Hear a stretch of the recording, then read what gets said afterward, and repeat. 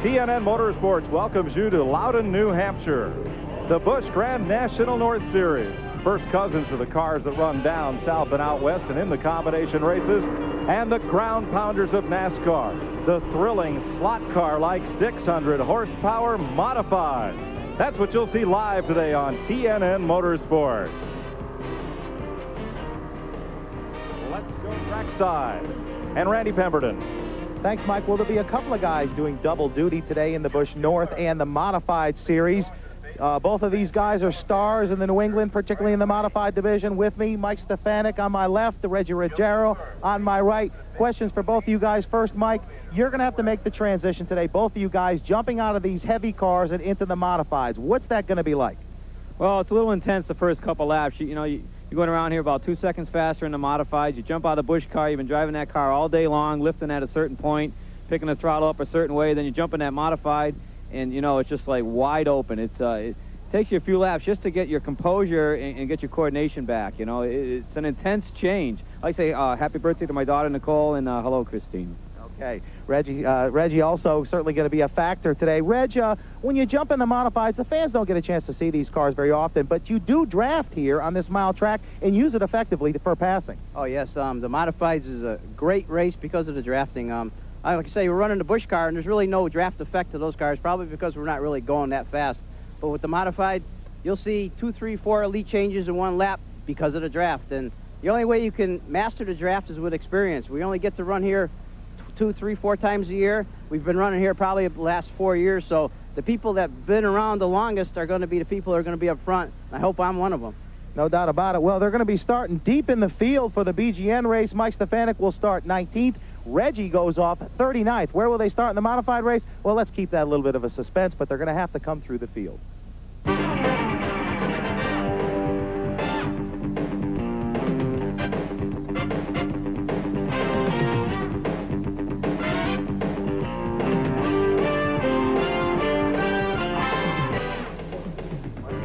TNN Motorsports proudly presents live exclusive coverage of the Slick 50, or Auto Palace 150 by Slick 50 for the Busch Grand National cars and the Modified Shootout. Well, it's been very humid here in Loudon, New Hampshire, and we've had a couple of brief showers come through, and there may be a clearing off shower right behind us. Hi, everybody. I'm Mike Joy. When Bob Baer built this beautiful New Hampshire International Speedway from what had been Breyer Motorsports Park, he appealed not only to the New England fans, but the New England race drivers as well, and said there will always be a place for you here in our major weekends. And Busch Grand National North takes center stage. These drivers that come along and run in the combination races with the Busch South drivers, they're stars in their own right. And the Modifieds. For you folks that are new to this division, it's the best racing in this nation you've never seen. They don't get a lot of television exposure, but TNN is proud to bring them to you today. You won't believe how lightning fast they are, how tight they draft, and how quick they move from one lane to another here on the Magic Mile at Loudon, New Hampshire. Got a lot of stories trackside, but we have our own College of Coaches today. We've got quite a passel of experts, and Buddy Baker's here to introduce them to you. Well, Mike, I feel like I'm in the middle of the Joker and the Riddler here. Of course, everybody knows the Riddler, Darrell Walter. Darrell, Busch Grand National North today. There's some differences in these cars. You tell us a little bit about them? Well, I think the most obvious thing, or not obvious to the viewer, but to the competitors, would be the tires. These tires are bias ply tires like we ran for years versus a radio tire that they're running down south now. There are some differences in chassis. I think there's a little bit difference in motor combinations. There are some V6s in the field that are fairly competitive. Last year, if you recall, a V8 just dominated this race. I think this year there's a lot more V8s in the field. Other than that, I don't know. I might allude to my colleague over here, Jeff, and see if he knows any other differences in the cars. Well, Jeff Fuller, 1992 Modified Tour champion. You're doing the second part of our show today and helping us with the first part also. Tell us a little bit about the Busch Grand National cars and also a little bit about the Modifieds today. Well, the Modifieds are 800 pounds lighter. They got a foot more rubber hitting the ground. They got a lot of power, and they draft a lot better than these cars. And you're going to see one whale of a race today. I mean, those Modifieds get down and get funky here. They do. Well, back to Mike. Not going to be much elbow room in the booth with those three guys, but the puns are going to be flying, I guarantee you. Let's get down with the front row and meet another member of our TNN broadcast team, the Sunday crew chief on the Winston Cup Haviland Thunderbird, Larry McReynolds. Thanks, Mike. I'm standing here with today's pole sitter, Andy Santerre. Andy, a couple of weeks ago, Thompson, Connecticut, you sat on the pole and went on to win the race. I think that was your second Busch Grand National North victory. What do you feel like starting on the pole here today? Is that a good sign? Well, that's a pretty good sign. You know, my wins extend. Lou Plus Chevrolet Monte Carlo has been running really super the last few weeks. The last 4 outings, we haven't been less than third qualifying and had some good runs lately. So here at New Hampshire International in front of this large crowd and in front of everyone on TNN, this is going to be a great race for us. And setting on the pole means a lot to my crew. I owe it to them. They did a great job for me. As a crew chief on the Winston Cup circuit, I know we don't look forward to situations like this with a green racetrack that's been rained on. Does this kind of change your strategy just a little bit? Well, not really. You know, it's going to be interesting to see. I've been here for, this is my 3rd year that I've raced here at New Hampshire International and haven't had this situation, so it's going to be kind of interesting to see what the car does. But I got a real good crew, and we can make the chassis adjustments if necessary, and hopefully we won't have to. We got a good neutral race car, and hopefully the track will come to us. Well, that's one of the young guns here on the front row. I'm going to go back up in the field a little bit. Who's Glenn Jarrett, who's with a lot of experience on the Busch Grand National North circuit. Well, you know, there might be youth on the first row, but the second row, 2 of the oldest veterans in Busch Grand National racing, maybe 2 of the oldest veterans in racing across the country. First of all, Stub Fadden, starting his Napa Buick, a little bit back in the field, but you've had some pretty good success, couple wins last year, and what about today, Stub? Well, today looks pretty good for us. We was pretty good here yesterday in practice, and we started outside the second row, and that's a plus for me because usually I am back here deep in the pack. Napa's made things a little more possible for us to run up front, and I'm really grateful. Well, now he's been at it a long time. As I said, a couple wins last year. 61 years old. He's a grandfather. Got some grandkids rooting for him. Good luck today, Stub. Now, the guy on my left is a guy that I used to watch when I was 3, 4 years old, Dave Dion. Oh, he says that's wrong. Now, Dave is only 51, so he's still a veteran, though, and you have been running great this year. Yeah, things have turned around a lot, Glenn, and we spoke earlier. The sponsors really have to step up nowadays, and they got to give you the equipment the kids have got, because the kids come in with the best of everything.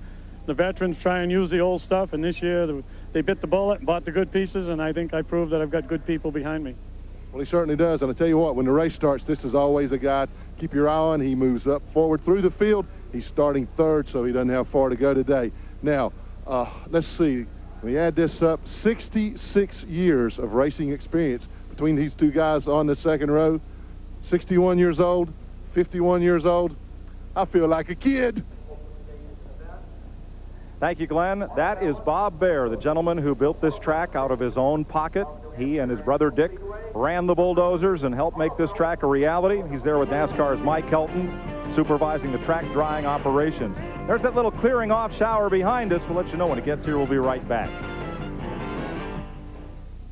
Today, millions of Americans are running faster with the same size engines and farther on the same amount of fuel. Millions have discovered the patented advantages of the split-fire spark plug, a difference that delivers on every stroke of every piston.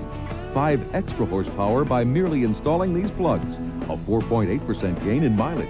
If you're not running the split-fire, you're probably behind someone who is. Split-fire, more power and more mileage for your money back. This is Dale Jarrett's NASCAR. You can't get his engine, you can't get his tires, but you can get his motor oil. Texaco Haviland Formula 3. It's formulated to control volatility and fight oil vaporization. It provides complete protection, and it's the exact same Haviland you can buy right off the shelf, which, by the way, is a heck of a lot easier. Add more life to your car. Take it to the stars. Dear Midas, my wife's brake light had been flashing on, so we took the car to a repair shop. They failed to properly inspect the brakes and solve the problem. Then we took the car to Midas. Russ did a proper inspection and told me, Oh, your brake pads are worn, causing your master cylinder to use more brake fluid, in turn causing your light to go on. Then I got new pads and a guarantee. I should complain to that repair shop, but I wanted to congratulate you instead. Thank you, Dave Buchanan. He's your best friend, and he's also killing your back.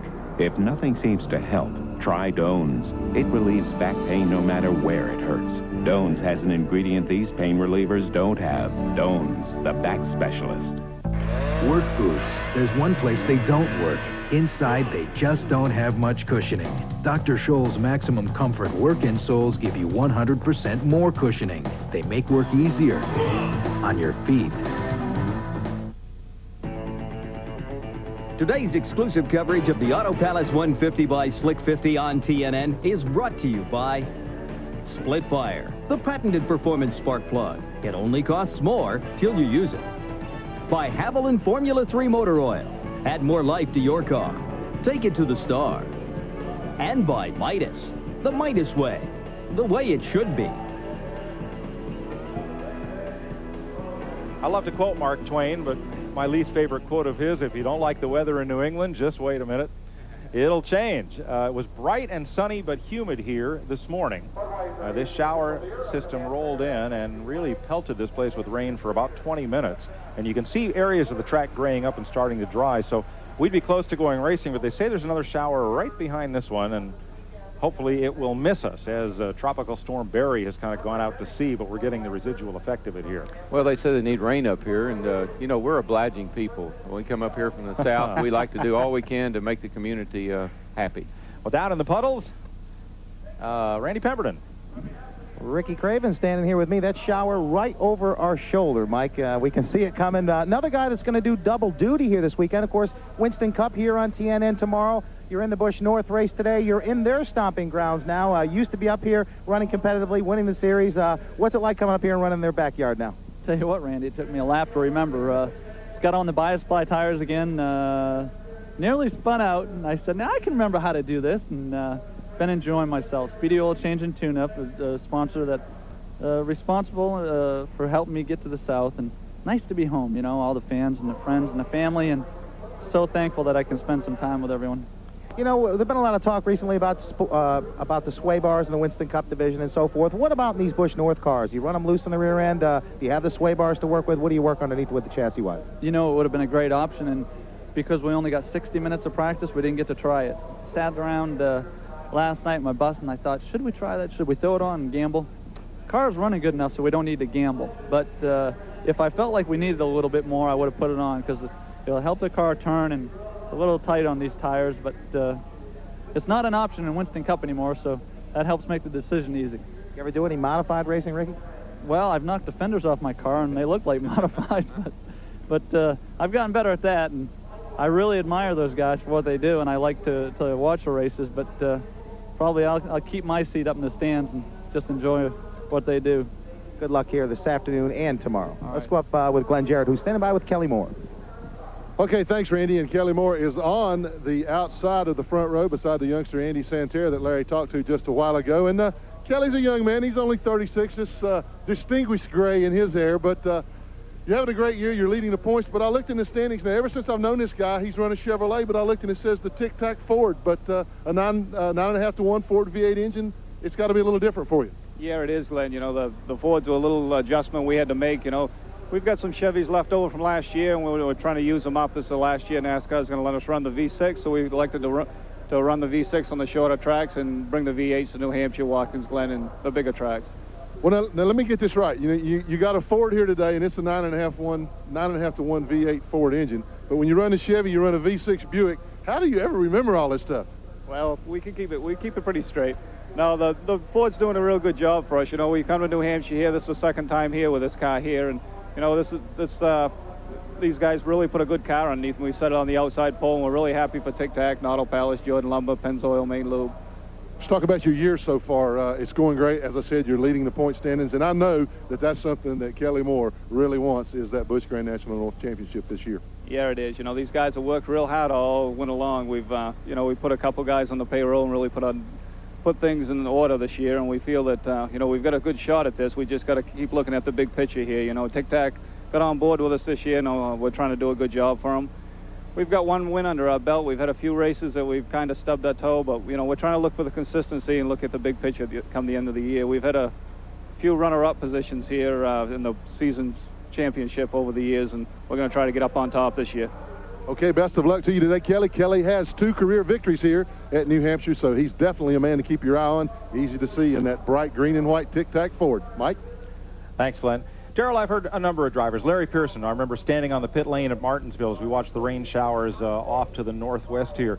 He was watching the modifieds practice. I said, "You ever want to run one of those?" And he said, "No." No, well, they're exciting to watch. I mean, it's if you're a racer and you like working on race cars and you're a mechanical minded, you like a car like that because you can be so creative. The rules are almost wide open, and it's what you think about race cars really being like from back in the early days of racing. And it's just fascinating to watch them race and how close they run and how competitive they are, and it's truly a bona fide racing machine.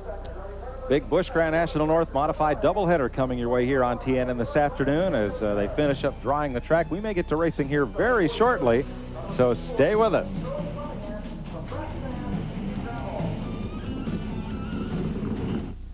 In Floyd's Knobs, Indiana, people drive from miles around just to see Don Ballard. Because when it comes to car repair, well, there's not much he can't fix. You see, Don's the type of guy who believes that doing a job right and saving money go hand in hand. So he begins each job with a trip to AutoZone. Sure, it's a 20-mile drive. There are other parts stores along the way. But for Don, when it comes to getting the right part for the right price, there's just no place better than AutoZone. Splitfire won a United States patent. It's clearly different, but is it really better? Some of the toughest judges in the nation conducted trials and published their verdicts. 5 extra horsepower by merely installing these plugs. A 4.8% gain in mileage. Quicker in the quarter mile. There's nothing like a Splitfire. You'll get more power and more mileage, guaranteed. You'll get it all for your money back. Put your backside, trackside. Play Pennzoil's Brickyard 400 sweepstakes. 10 grand prizes of both a trip for 2 to the Brickyard 400 and a 95 Chevy Monte Carlo Z34. Over 80,000 other prizes. Enter wherever Pennzoil is sold or installed by the pros.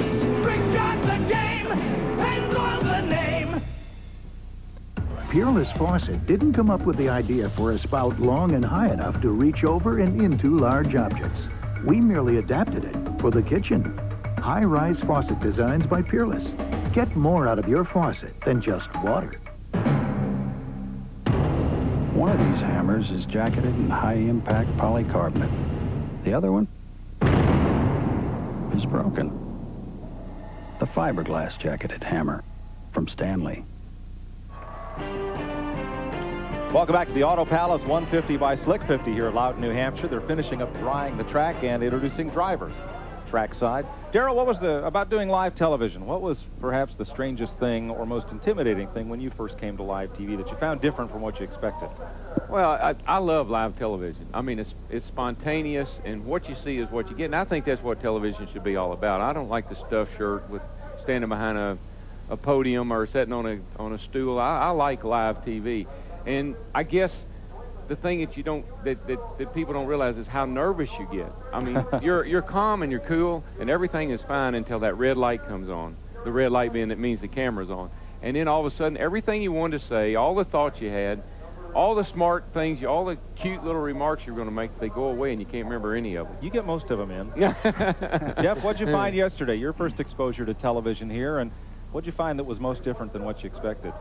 I honestly never realized how much behind the scenes there is. I mean, those people at TNN work their butts off over there with the, in the trailers, you know, taking a 5-minute interview or making it into 12 seconds. You just don't realize, you know, how much is involved until you've actually seen it like that. Let's see, how many takes did it take you to do your feature? No, it only took me, it took Buddy 4. Oh, count his. Yeah.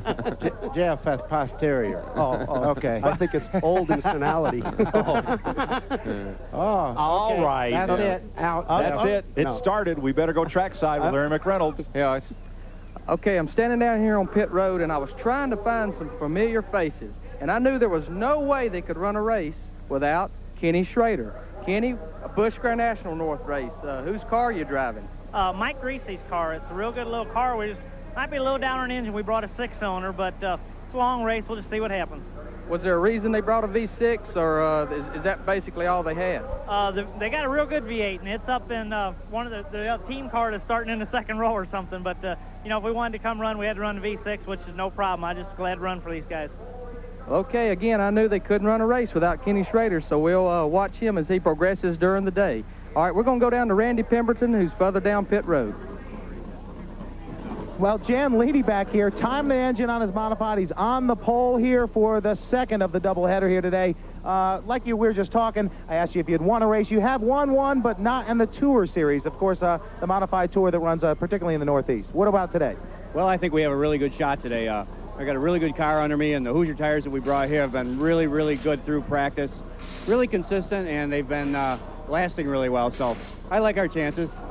We saw you time in the motor. Of course, the crews are much smaller in the modified as well as the Busch North Series. Do a lot of your own work on these cars?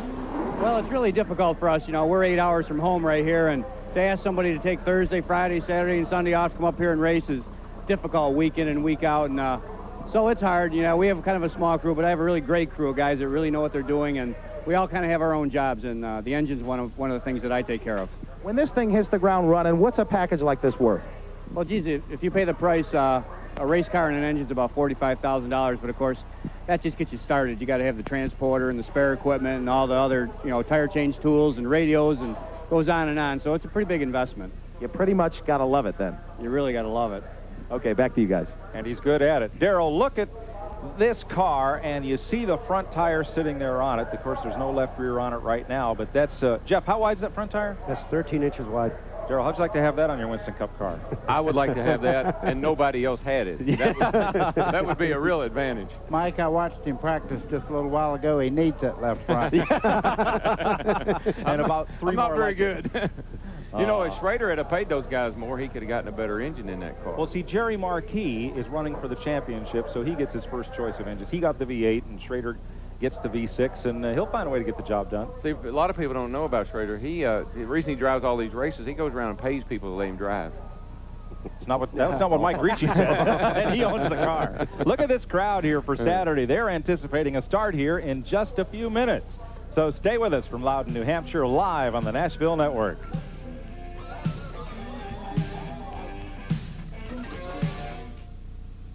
This is the Texaco Haviland stock car. And this is the Texaco Haviland Indy car. And while these cars run on special fuels, we figured it was still a good way to remind you that Texaco Clean System 3 gasolines give your car unsurpassed performance. And Texaco Haviland Formula 3 motor oil and Texaco antifreeze coolant provide complete protection. But if we really wanted you to remember our name, maybe we should have sponsored something slower.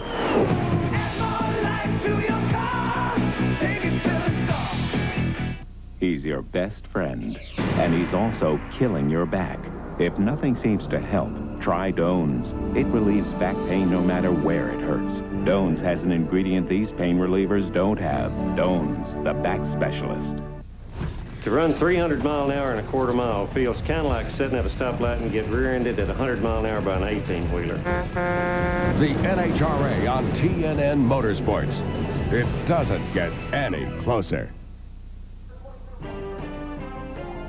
Welcome back to Loudon, New Hampshire. A few drops beginning to fall from that clearing off shower we promised you, and then we're going to get to racing here. But first, the AutoZone Tech Fact, brought to you by the more than 1,000 AutoZone stores across America. AutoZone, best parts in auto parts. And here, Darrell, are the differences between the Busch Grand National and Busch North Series. Yeah, there's not a lot of differences, but they're very subtle. For instance, the roof flaps that are required on a Busch car down south are not required here. Cambered rear ends, which are very important with radial tires, not nearly as important with bias tires, and that's not allowed in the Busch North Series either. Engine-wise, they're pretty much the same. You can run either one, and of course down south they only run the Goodyear tires. Up here they run the McQuarrie tires. So there's not a lot of differences, but there is subtle differences. Well, Mike, one reason they don't have the roof flaps and all that is most of the racetracks, this is their biggest racetrack that they compete on. So they really don't need the flaps like the guys that run in Atlanta and Charlotte and places like that in the Busch Grand National down south. But the modifieds, boy, they draft and everything. This is their Daytona. Yes, it is. Let's go trackside with a former winner of the Ferrara 100. Here's Glenn Jarrett. Did I win that? No, Oh, this guy must have. I'm standing by with Flying Brian Ross now. If there's a man down here that can tell you about the differences between these modifieds and the Busch Grand National North cars, it's this guy. He raced the modified tour, the modifieds in the Northeast, for about 20 years. In his third year in the Busch Grand National North, Brian, you've already got a victory in your first year, and things are coming along pretty well for you. Yeah, our team's come together real well, and, you know, we've been about 3 years building it, and we're getting a lot of equipment and some good cars now and good engines from Performance Technology out there in Indiana, and we're making a mark here now. All right, what, you know, at a place like New Hampshire where you got these long straightaways, what's the biggest single thing that a driver from one division, from the modifieds to the Busch Grand National North, what's the biggest difference? Well, I think that the biggest difference in the two cars is the how fast things happen in a modified car. I mean, it's instant speed when you come off the corner, and the tires are so wide and the cars are so low that you can pull a lot of G-force and speed through the corners. You have to be very careful with those cars because things happen so fast. On the other hand, these Busch cars, they're kind of big and boxy, and they roll around and all. And what you have to be careful of there is not how fast things happen, but be careful of them getting away from you when the track conditions change like they are here today. Well, as I said, this man does well. He told me he doesn't always qualify that well, but he said keep your eye on him during the race. He's a good racer. He's a good friend. He's been around a long, long time. Best of luck to you today, Brian. Now, I think Randy Pemberton has caught up with another modified guy. He's with Ed Flemke. That's correct, Glenn. And, you know, you talk about the competitiveness of auto racing in general. You look at the Winston Cup Series. Some fans might go, boy, this guy's been driving 10 years. He can't win a race, or he's only won one race. Eddie Flemke, you know what that's like. You've been struggling for years to make it. Your dad was one of the greatest modified drivers that ever lived. But it didn't come so easy for you. Talk about the competitive nature of the modified series. Well, the modifieds are a very, very competitive series. So we're lacking with the corporate sponsors. We don't have a lot of that help. So everything's out of pocket, basically. You know, that's part of it. The crews are out of pocket funded. You know, the guys have a full-time job. They work on the car when they can. And the drivers are all trying to get somewhere. And they're trying to prove that they can do it. And, you know, like myself, I want to stay in the modifieds. I won't ever move up to the Busch or the Winston Cup. I mean, it would be nice. I think I could do well up there, but my place is here, and modified is in my heart. So it's my father's heart, and I want to continue that. But it is awful competitive, and a lot of it's due to everybody. It's a stepping stone division, so everybody's doing the best they can to go on to tomorrow, you know.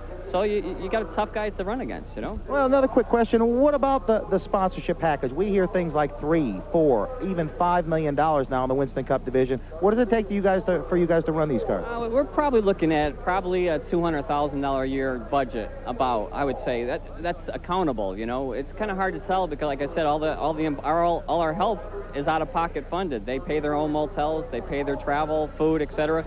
So it's pretty hard to put a number on it. But I'd say you're probably looking at, you know, $250,000. I mean, I know ourselves last year we spent about $160 for our team last year. Don't leave your sponsor out. No, Hummel Brothers Deli Products. Eat hot dogs, guys. You know, they're great. You know, I mean, they've been good to me, and it's a family. It's what I like about that company. It's a family company, just like my family was in racing. They've been around a long time. It's 4 generations now, so good quality product. Yep. Well, they don't get a lot of airtime, so they don't think about it a whole lot like you guys in the Cup division. Buddy, Mike, all you guys up there? Thanks, Randy. In fact, John Hummel's dad was not too happy when John took the weekend off from the big 4th of July and Special Olympics down in Connecticut. He says, we got to go racing. So we're going to be up here, and John's up there twisting wrenches on that modified number 11. You saw how professional those teams are. There's Bob Bear watching his track dry out. They put the drivers in the cars, and we're going to come back racing here at New Hampshire after this. In Floyd's Knobs, Indiana, people drive from miles around just to see Don Ballard. Because when it comes to car repair, well, there's not much he can't fix. You see, Don's the type of guy who believes that doing a job right and saving money go hand in hand. So he begins each job with a trip to AutoZone. Sure, it's a 20-mile drive. There are other parts stores along the way. But for Don, when it comes to getting the right part for the right price, there's just no place better than AutoZone.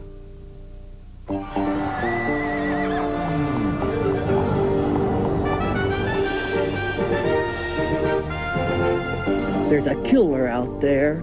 Silent knock. Today you don't hear the knocks and pings that affect your car's performance. You just lose power.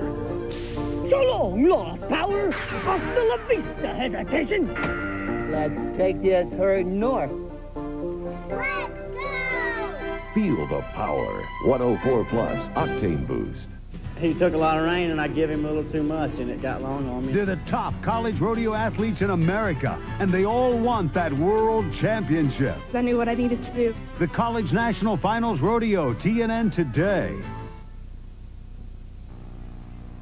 What's the big deal at Montgomery Ward? Special buys that bring you big savings, but only for a limited time. Like the Admiral 18.6 cubic foot refrigerator for just $5.49, or the 21.2 cubic foot for just $5.99. And both come with free ice makers. Or get an Admiral 4-head VCR for just $169, all at Electric Avenue. So head to Montgomery Ward, where you get more selection of more great brands, all at incredible prices. But hurry, because even though these deals are big, they'll only be around for a little while.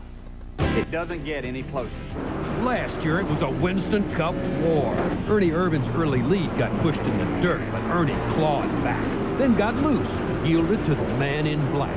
In the end, Ricky Rudd's late race spin cycle laundered Earnhardt and gave Ricky his first win as an owner. It's the Winston Cup Slick 50 300, Sunday, 1 p.m., noon Central on TNN Motorsports. It's going to be a wide-open paint-swapping war. Welcome back to Loudon, New Hampshire. The track is just about dry. And a little dampness on pit road. Let's go right down to Larry McReynolds. Thanks, Mike. I'm standing here with Mike Laughlin Jr. And for the race fan that's a little bit familiar with Winston Cup racing, his dad probably builds 80% of the Winston Cup chassis that's right over in the garage area right now, and probably just as many of these Busch Grand National North cars. Mike, are you going to pursue race driving, or are you planning on maybe following in your dad's footsteps with the chassis building? Well, right now we plan on doing some racing. I first just started out with it just as a hobby, and I started doing pretty good in it, and so we're just going to pursue it and see what happens. Well, I'd say if there's anybody that's got the inside scoop on what's happening new, I would say it would be this man right here. I believe we're about ready to go racing, so we're going to let Mike get buckled in, and I'm going to throw back to the guys in the booth.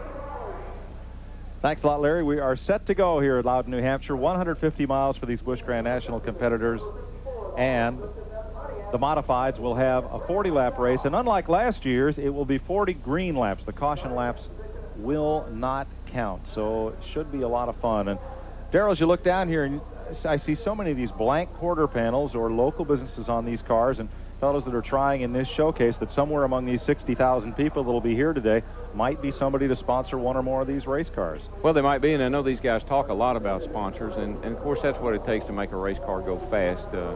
Dollars by speed, as we always said. But it was interesting to me, as everybody's talking about sponsors, a little airplane just flew by here pulling a banner wishing Stub McFadden good luck in the number 16 car. So somebody's got enough money to rent an airplane and pull a banner around anyway.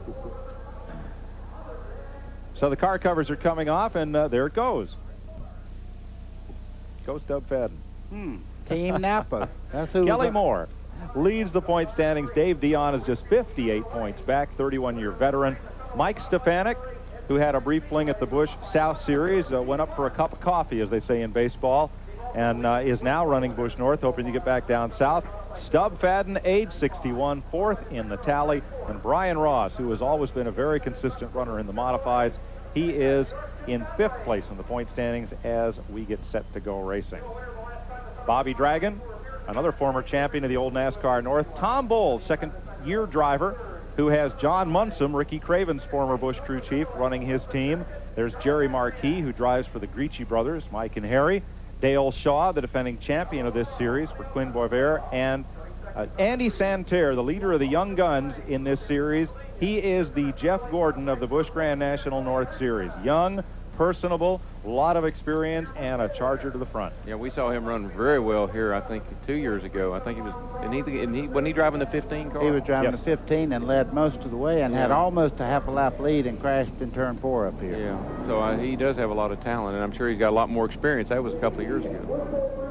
Bill Duggan strapping in as we get set to go here. They had nearly, I heard, 74 cars signed in to try to qualify for this race. As you look over at Jeff Gordon's car in the Winston Cup garage, being prepared for tomorrow's Slick 50 300. Yeah, those guys are not down there watching this race. Everybody in the Winston Cup garage is changing engines and making adjustments to the cars for happy hour, which will follow these two events. So those guys are all working real hard. They don't even know a race is going on. Darrell, let's talk about the sealer on this racetrack. They sealed the low groove, and the drivers have told us that's produced some very interesting handling. It has.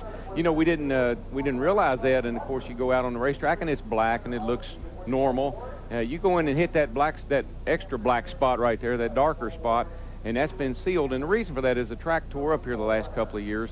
They've tried very, very hard to come up with some sort of a surface that won't tear up, short of putting down concrete. I don't think they want to do that. So they put this new asphalt down, put the sealer on it. So far, so good. We haven't had a problem, but it is slick. And you go into turn 3, one time you go in and you make it just fine, and next time you go in, you might push all the way to the fence. So it's causing some problem for everybody.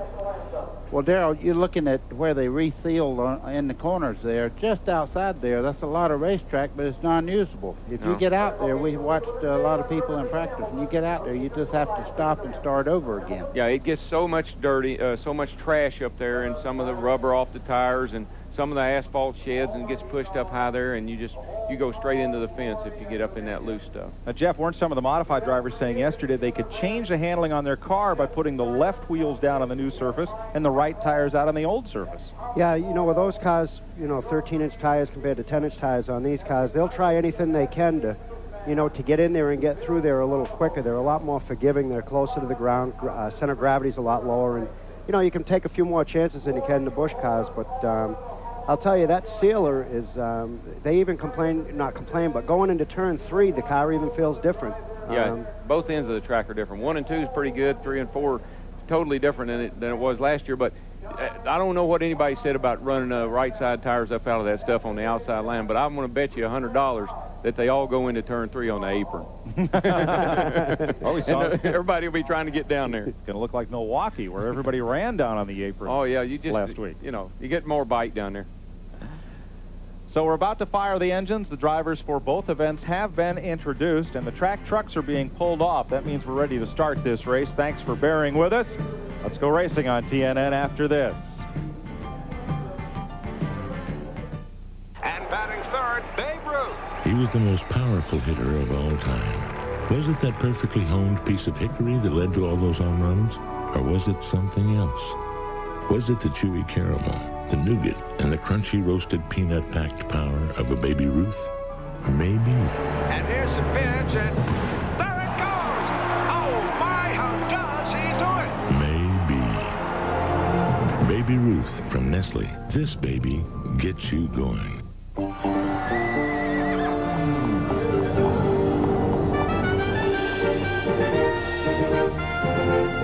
There's a killer out there. Silent knock. Today, you don't hear the knocks and pings that affect your car's performance. You just lose power. So long, lost power. Hasta la vista, hesitation. Let's take this herd north. Let's go!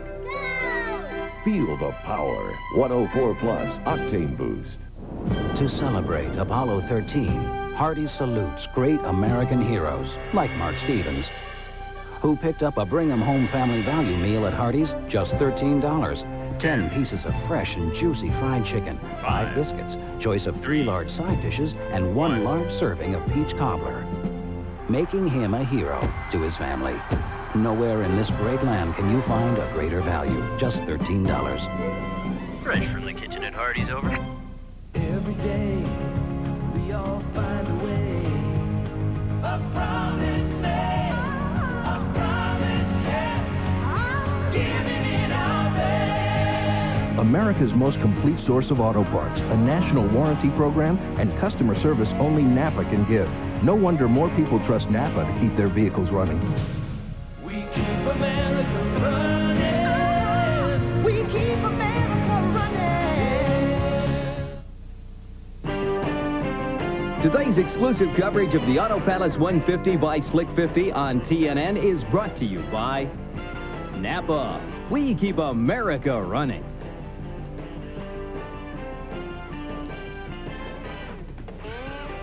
For information on Featherlight trailers, call 1-800-800-1230. Featherlight is the official trailer of NASCAR. I drove that 34-foot Winnebago up here from Cedar Ridge Motorhomes down in New Jersey. You can find out why Winnebago is the choice of champions by dialing them up at 1-800-988-4884. That was a fun ride. And tomorrow, The Slick 5300 will be live from Loudon, New Hampshire. Join the TNN team here tomorrow at 1 o'clock Eastern Time for live coverage of the Winston Cuppers. Ricky Rudd, the defending champion. Mark Martin is on the pole. And Darrell Waltrip starts 32nd. Well, join us anyway, folks. That's tomorrow. Well, I'm starting, you know. I mean, I got to get in there somewhere. Yep. It's just a place to start. There's the pole sitter, Andy Santerre, getting set to go to work from his Mobile office. Looks to me like he knows we got a camera in his car. We got one sitting right outside it. Yeah. Mike, you see on his right shoulder there, that's part of the seat now. A lot of guys are getting rib injuries, and they've added this to the seats, and it actually, Darrell, your seat's like that now. You don't even use the rib part of the seat. No, this is a shoulder support that was added to, that's a butler's seat, and some of the seats that some of the guys are starting to use doesn't have this bottom piece down here that you see right directly under his arm, and they're going more to a shoulder support. The shoulders will support about 400 pounds of pressure, and the ribs only 200 pounds of pressure. So trying to what in the world? Speaking of pressure. Oh, that's Dick McCabe. Oh, McCabe. The Irish Angel, Ken Squire nicknamed him. He's won a lot of races here on the North Tour, and he will retire at the end of this season. Well, if you notice, Mike, it's a cigar is only about half. It's just enough to run 150 miles. That's all it is. That's not a whole cigar. That's just a restrictor plate. Fisher Snowplows entry for Dick McCabe. Hey, he'll be a factor, too. Yep. He'll be up here in the front. Longtime champion up here. Well, they're pulling away the mobile stage, and they're about to fire the engines here at New Hampshire International Speedway. 150 miles of Busch Grand National racing, and then don't miss the 40-lap modified shootout. It's unlike anything on pavement, folks, on a track of this size. Well, Mikey said it all just a second ago. It's the best race you've never seen before. It's a great race, and so many great drivers have come up through that division and went on in the Winston Cup, and it used to just be the spigot for everybody to come through this area and then go into racing. Well, Randy Pemberton, how damp is it there on pit road? I'll tell you, it's damp, guys. You know, they don't have the blowers and the dryers that we do in the Winston Cup division to dry this pit road. It's pretty wet. They've had the sweepers out here a little bit cleaning it up, but now the sun, as I speak, begins to pop out, and that will certainly help to dry it. You know, one other issue, adding to the thing about the track and trying to get to the bottom groove, a lot of chatter on the radios already to these drivers about the rubber, that hard driving rain we had here a few minutes ago. Maybe that's washed away some of the rubber on the racetrack. They're saying, get that thing to the bottom if you can do it, and do it in a hurry as they fire them up here on pit road. Thanks, Randy. Yeah, certainly. The pits is not a real big factor. They're only going to change they got 4 tires. They can change 1 tire per position and only can change 2 of them at a time. So they're probably not going to pit a lot for tires. Well, let's have a look at the starting lineup for today's Auto Palace 150. On the pole, Andy Santerre, second pole of the season. Kelly Moore, the point leader alongside. Row 2, Dave Dion, the winner at Holland, New York, and Stub Fadden in the top 5 in points. Then it'll be Jerry Marquis, the runner-up at Jennerstown, and Martin Truex, the defending champion of this race. Keith Lamell has 2 top 5s this year, and Brian Ross ran 3rd here in April. Row 5, Bobby Dragon, the winner at Lee, New Hampshire, and Jeff Berry. In row 6, Joe Bessie, a 2-time winner here, and Robbie Crouch, the Jennerstown winner. Row 7, one of the leading rookies on the tour, Denny Doyle, and Ricky Craven, a 2-time winner here in '91. Jamie Obey, a 3-time Busch North champion, and Ted Christopher, one of the twin brothers from Connecticut that race modifieds regularly. Row number 9, defending series champ Dale Shaw, and Tom Bowles, who has had the highest finishes in the combined Busch North and South races.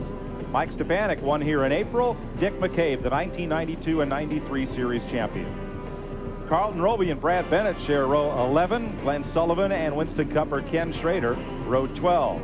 John Swanson and Brad Layton, row 13. Then Derek Lynch, the runner-up at Scarborough, Maine, and Jeff Spraker. Paul Spencer, doesn't he look like Jimmy's youngest brother? He is. And Mike Laughlin Jr. Harmon Beaver Dragon makes his 2nd start of the year, and Babe Branscombe. John Preston and Raleigh McDonald in the 17th row. Bill Dugan and New Hampshire rookie Bill Penfold from Maine. Brandon Butler and Bobby Gaeta from Connecticut. Reggie Ruggiero makes his first Busch North start of the year, the modified ace, and Don Forty. G.G. Gravel and Ron Thiel Jr. off Long Island in row 21. Eric Bodine, that is Brett, Jeff, and Todd's cousin, and Barney McRae are the provisional starters. Your AutoZone race analysis brought to you by the more than 1,000 AutoZone stores across America. AutoZone, best parts in auto parts. Up to 44 cars in this field for 150 laps. Mike McLaughlin, the current Busch Grand National star, is the race record holder. Yeah, you know, there may not be any familiar faces, but there's certainly a lot of familiar names with the Bodines, the Spencers, and those bunch that we've watched down south a lot. And we're racing live here on TNN, the Nepotism Network. And we'll be right back as the engines are fired and we get ready to roll off here at New Hampshire for 150 miles.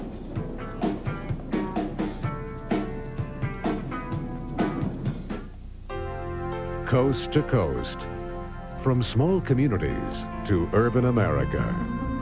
By building on the success of local independent businesses, this once little-known company has quietly grown surprisingly big. In fact, today it serves you at over 13,000 locations across America. More than any of these companies you already know. Citgo, the sign of quality. And batting third, Babe Ruth. He was the most powerful hitter of all time. Was it that perfectly honed piece of hickory that led to all those home runs? Or was it something else? Was it the chewy caramel, the nougat, and the crunchy roasted peanut-packed power of a Baby Ruth? Maybe. And here's the pitch, and there it goes. Oh, my, how does he do it? Maybe. Baby Ruth from Nestle. This baby gets you going. Hey, Mike, hand me my channel lock pliers. Tommy, give me that plier over there with the blue handles. What kind of pliers is that? These are channel lock tongue and groove pliers. My dad uses them on his race car, too. For the tough jobs and the small jobs, reach for Channel Lock, the handiest plier of them all. Hey, guys, anybody seen the channel lock pliers? Channel Lock. Be sure you're getting genuine Channel Lock pliers. Look for this trademark. He's your best friend, and he's also killing your back. If nothing seems to help, try Dones. It relieves back pain no matter where it hurts. Dones has an ingredient these pain relievers don't have. Dones, the back specialist. The Winston Cup Slick 5300 Sunday on TNN Motorsport. When it comes to Talladega, there's only one speed, flat out. At the fastest track in the world, you either find the groove or lose ground fast. Welcome back to Loudon, New Hampshire. We're on the pace laps here. For the Auto Palace 150, Mike Joy with Darrell Waltrip, Buddy Baker, Jeff Fuller, and down on pit road, Randy Pemberton, Glenn Jarrett, and Larry McReynolds. The Don Ling Racing number 6, the Auto Palace Valvoline Pontiac of Robbie Crouch, the Tampa Tornado. We'll have our in-car cameras today. There's a look at his race cam. Crouch 14th in the standings. Just 3 points out of gaining a position there. There's the roof cam. Yeah, we need to keep a close eye on all those cameras on this first lap, because I got a feeling the track's going to be a little different than what they remember it being. Yes. Out the rear view and out the, or in the right side. I think our Robbie, they're saying 5. And out the right side. 5 pace laps. I think and we'll go green. We'll also have, thanks to Racing Electronics, in-car communication with Crouch, Ricky Craven, Andy Santerre, and Kelly Moore. Racing's fun, isn't it? Just a few minutes ago, the track was wet, and it's cloudy, and it's raining. Everybody was kind of walking around. What are we going to do? Here we are, ready to go racing. The sun's about to come out. Look at this. Bob Dragon's pit. Guess what his sponsor makes? They needed a bunch up here in the winter, I guess. Now, who's this? This Mike Laughlin Jr.? I don't know, but he must... Oh, that's Mike Stepanek. He must be hard to stop. The Burnham, yeah. Oh, stop, please stop. That's the Burnham Boilers team. And Richard Petty autographed that sign. I think Richard Petty's autographed about everything. Yeah, I think he has. If he hasn't signed it, I don't know what it is. Now, you're talking about how damp the track apron looked. Yeah, well, Buddy observed it. Going into 1, it's pretty wet down low. But going into 3, and that seems to be really and truly, I think you'll find everybody will drop that left wheel down on the apron getting into 3. That looks to be fairly dry. So I don't think we'll have a problem other than the sealer's going to be slicker because some of the rubber's been washed off of it. And pit road is drying out. So, folks, we have 3 pace laps before we go green. We're going racing. So how about stay with us here, and we'll be right back for a green flag at Loudon, New Hampshire for the Auto Palace 150 and the modified shootout. Don't leave. So when I turn the key, it sounds like my starter is going bad. And so I figured since I heard about AutoZone, it was a good place to try as any, right? But get this. I go in there to buy a starter. The guy tells me we need to test my old one first just to make sure that's not the problem. It turns out that it's the solenoid switch. That one little test saved me a big headache. You know, that AutoZone's all right. And when you get service like that, I mean, you don't forget it. Excuse me. Are these yours? What you wear for football and basketball? Baseball and biking and hiking and tennis? Walking and working and resting and running and jumping and leading, following, sitting and standing and, hey, just about everything else you do in a 24-hour day? Well, are they? They sure look like it. Jerseys. Excuse me? Well, folks, about 2 hours ago, we were ready to load the Sea-Doos up from Lake Winnipesaukee and bring them right down here and run them around the Speedway. Yeah. And now we're set to go racing. So thanks for bearing with us. Looks like we're just 2 laps away from the drop of the green flag. 150 miles for the Busch Grand National North cars. And then, now none of these caution laps have counted. And then it'll be the modifieds for 40 green laps in their shootout. Joe Bessie coming to make a stop on pit road. Now, you remember Mike last year, the same thing happened to him. Like he got ready to start the race, and he got a couple of laps down. He ran really well, made them up, and I don't know what's wrong with him today. Well, they do have the hood up on it, so it's something amiss. Delco Remy #1 for the Scarborough Maine driver. And also just ahead of him, John Swanson III. Now, I tell you, that's interesting. I mean, they're making a chassis adjustment, and they haven't even dropped the green flag yet. Pushing under caution. Well, now in fairness, Darrell, when they rolled these cars out to the line and weren't allowed to touch them, it was dry then. It had not rained, so yeah, I maybe guess they're from up here. Maybe they know something we don't. Nothing like local knowledge. How about it, Randy? Well, I'll tell you, the tires not going to be a tremendous issue here today, as Darrell already alluded to. They're only going to get to change one set. But one of the big things is they do work with stagger. These are bias ply tires. They run about 18 pounds of air pressure on the left side. They can mess with them a lot, about 28 pounds on the right. And they'll work with stagger a lot, just like the good old days of the Winston Cup Series when guys used to work with stagger, go from the rear of the pack to the front of the pack in no time. They'll change the stagger. They're looking for about 2 inches in the rear of these cars from right to left. And, of course, they measure them with a tape measure just like they used to, like the good old days. Mike? Thanks, Randy. 1 lap will go racing. Yeah, I talked to Schrader, and he said that his car was pushing pretty bad. He said it come in, they didn't change anything, just the stagger, went back out, and it was perfect. Of course, we don't have that option anymore with the radial tires. It's what it is what you see is what you get on those. But with the bias, they can play around, and it can make a big difference. 2 Buicks, 2 Oldsmobiles in the field to add to the Chevys, Pontiacs, and Fords. Ken Millett is the district manager for Pontiac up here in New England, and he is largely responsible for so many of the cars on this series and in the modifieds wearing Pontiac sheet metal. He's been a big booster of the sport, formerly Pontiac's motorsports director in Michigan, and he really keeps the flames lit for the Tin Indian here in New England. Well, Pontiac's really a popular car right now, and I think everybody's looking to the future for that car, too, with their 96 car that's going to be very similar to Monte Carlo. I think everybody's positioning themselves to be in line to get one of those. Ken says the new Street Grand Prix for 96 is better in the wind tunnel than the racing Monte Carlo. Wow. Wow. We'll see. Let's go racing, folks, for 150 miles. The Busch Grand National cars get the green flag. Dave Dion looking low in that blue and orange Ford, but it is Kelly Moore, the 6X Ford, up the outside. Well, we were talking about the outside groove. It's established pretty quick that they can get through that corner on the outside. Kelly Moore takes the lead down the back straightaway. Yeah. For long? Not for long, no, but a lot of times, ooh, that's close. A lot of times what happens is everybody fights for the inside, and you can pass a lot of cars on that outside lane because everybody's fighting and slowing down to get to the inside.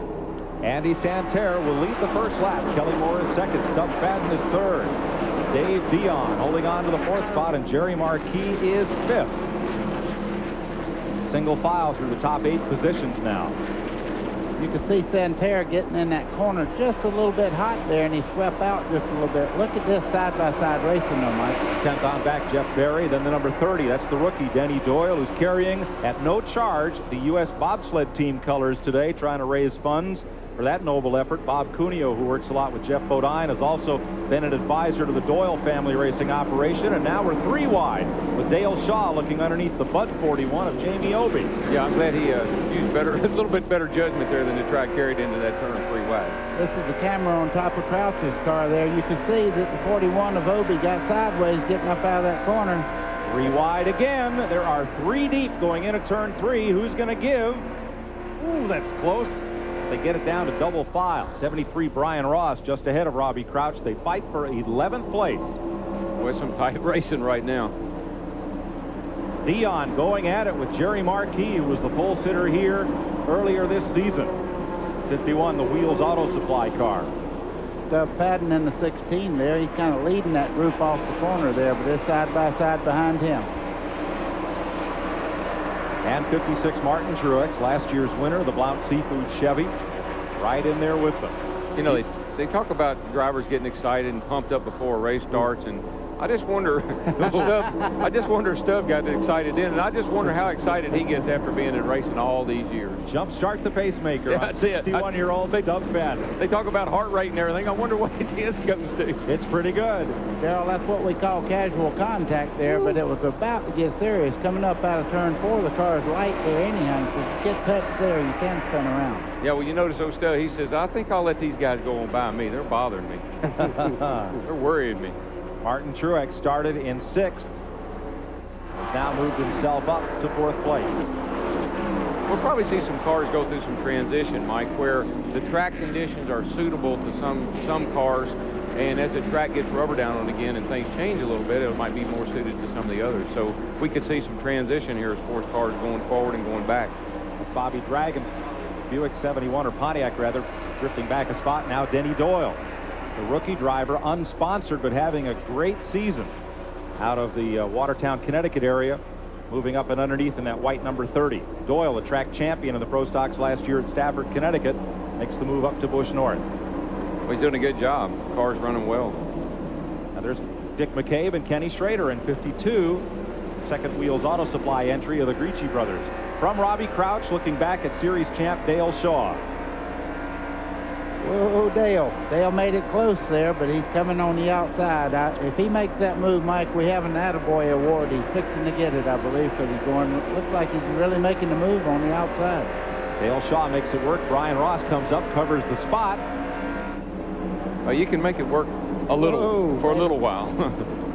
I think everybody's still working real hard to run that bottom lane, and you can get up on the outside and go on by those guys. Darrell, he's giving these guys the shadow of a doubt there, moving on the outside, because that is a blind spot when you start up on the outside here. A lot of times you look in the mirror and you don't see the car on the outside, and you put him right in the wall. That's where your spotter has to really be on his toes and tell you where that car is, because you can get on the outside of a guy and, man, he'll slam you into the wall, and he doesn't mean to. Big battle here back at about 11th spot. There's Jamie Obey in 41. 76 is Tom Bowles. Of all the combined Busch North and South races, that 76 car of the North drivers has the best record. And they are without a sponsor. Bowles Motors in Ellington, Connecticut. The family business backs that race car. That was Ricky Craven working on the outside of him in that 20 car. Yep, Craven will move up a notch. Well, will he? Yeah. That's the thing about the outside. It's going to work, and then you're going to lose, you're going to gain a little. Whoa. He and Bowles get together. That's Mike Stefanik in 09, the Burnham Boilers car, getting underneath.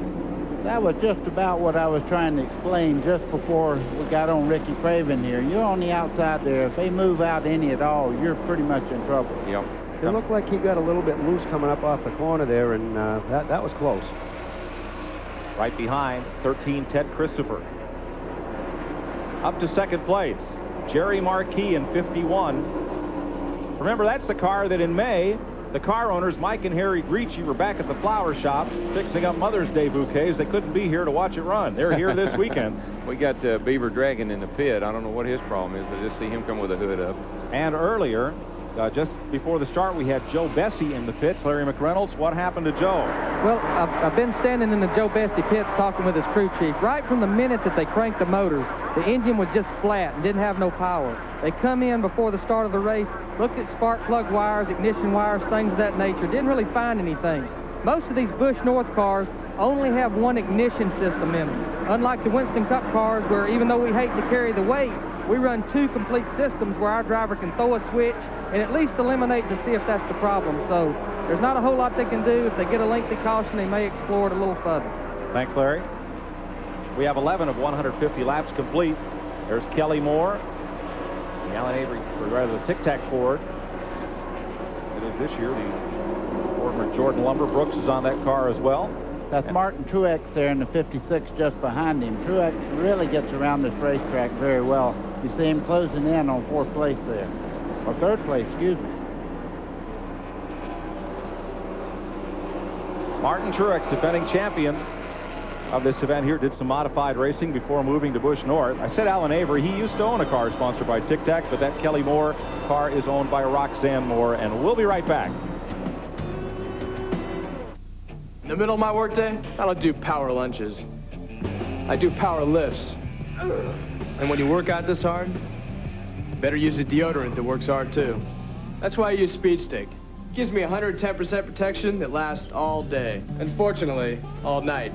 Because while I may not have time for lunches, I always manage to find some time for dinner. Speed Stick, like you, it never quits. And try new Speed Stick Clear for clear protection that never quits. 5 minutes. Hey, you get a tough case of athlete's foot. The itching, the cracking, the burning. You want a medicine that acts tough. Boom! Tough-actin Tinactin. Clinically proven Tinactin cures even tough cases of athlete's foot fungus. Get Tough-actin Tinactin. Nutrageous from Reese's. Peanuts, milk chocolate, caramel, Reese's peanut butter. Nutrageous. Give your mouth a party. He took a lot of rain, and I gave him a little too much, and it got long on me. They're the top college rodeo athletes in America, and they all want that world championship. I knew what I needed to do. The College National Finals Rodeo, TNN today. What's the big deal at Montgomery Ward? Special buys that bring you big savings, but only for a limited time. Like the Admiral 18.6 cubic foot refrigerator for just $5.49, or the 21.2 cubic foot for just $5.99. And both come with free ice makers. Or get an Admiral 4-head VCR for just $169, all at Electric Avenue. So head to Montgomery Ward, where you get more selection of more great brands, all at incredible prices. But hurry, because even though these deals are big, they'll only be around for a little while. I love dealing with the people. It makes my day. I mean, being one-on-one with them, it gives me a sense of I'm helping somebody. Opryland Hotel is now hiring hourly employees and offering excellent benefits, including childcare, shopping discounts, and family season passes to Opryland Theme Park. Call 1-800-899-OPRY. If any of my friends asked, what I thought about Opryland, or if they would like to work here, I would say definitely work here, definitely.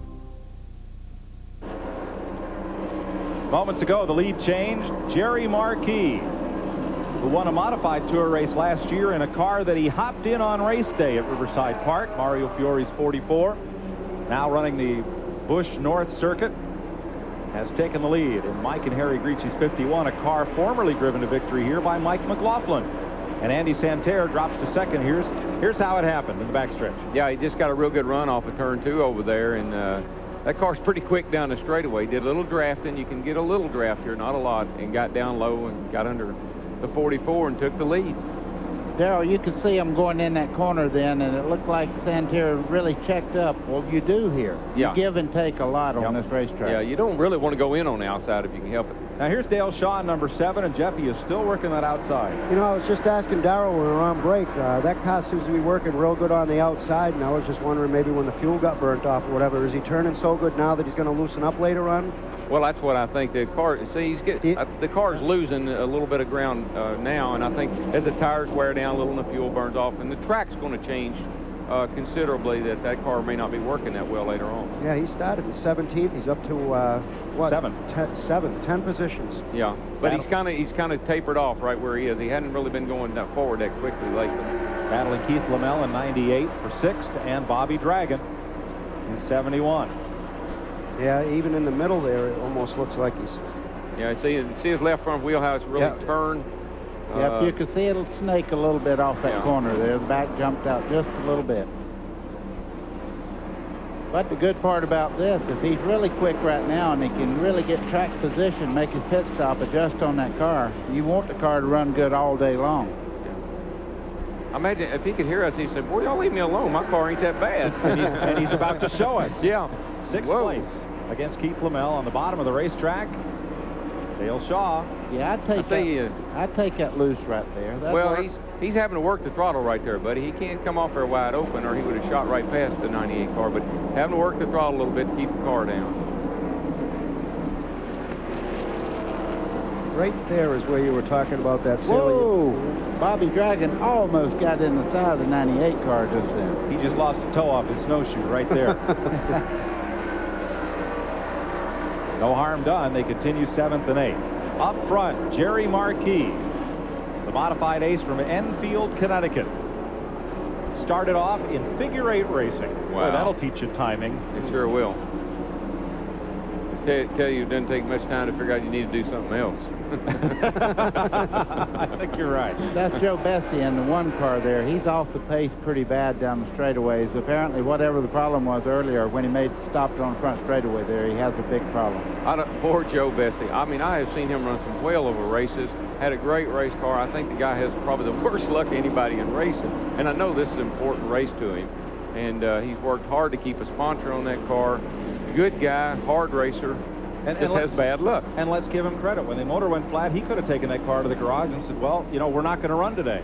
But he's out there trying to get what he can get. Second place, Martin Truex, the defending champ of this race, pulls alongside Andy Santerre, the 26-year-old from Augusta, Maine. But he's not going to get it done this time. No, he's getting in the corner real well, but just a little loose off, looks like. When we were here last year, Truex had tremendous power down the straightaway. Boy, he did. He could kill him down the straightaway. You see Bessie there. When you run slow down the straightaway, the car handles so well because you don't throw it into the corner. He's giving him all he can stand. Truex is saying, man, don't race me. Yeah, but you know, we talk about straightaway speed. You know, if you make the straightaway longer, if you can get in the gas a lot quicker up in the middle of the corner, you're going to look fast down the straightaway. A good handling race car will make a motor look great. That's what my motor man tells me. Yeah. You see Truex there just ahead of Santerre. Santerre, yeah. Second and third at stake here. Well, Santerre got a tremendous jump right at the first of this race, but he's dropping back right now. Darrell, I would imagine if we go along and racetrack gets slicker, they'll have to adjust all these cars because they did wash all the rubber off the racetrack, and what was good right at first won't be very good after the first stop. Probably, yeah, you're probably right, buddy, but by the same token, the cars may really come into the track may come back to the cars because the conditions will get to like they were before the rain came. Beaver Dragon has made a pit stop. That'll put his Ocean Spray machine a lap down, and the Polaris snowmobiles and Watercraft number 10 of Bill Dugan has gone to the garage area early. Jerry Marquis and the Grieche Brothers 51 leads at New Hampshire. I guess this still matter about the strike, huh? Telling me. What do we do? There's only one thing to do. Take them off a pizza. What? Are you nuts? You know how much that would cost? We'll take them to the Pizza Hut lunch buffet. You can get all the pizza, pasta, and salad you can eat for just $3.99. What's $3.99 times 50,000? 200,000 bucks. How much you got on you? About 100,000. I got two. I got $250,000. Yeah, you got change?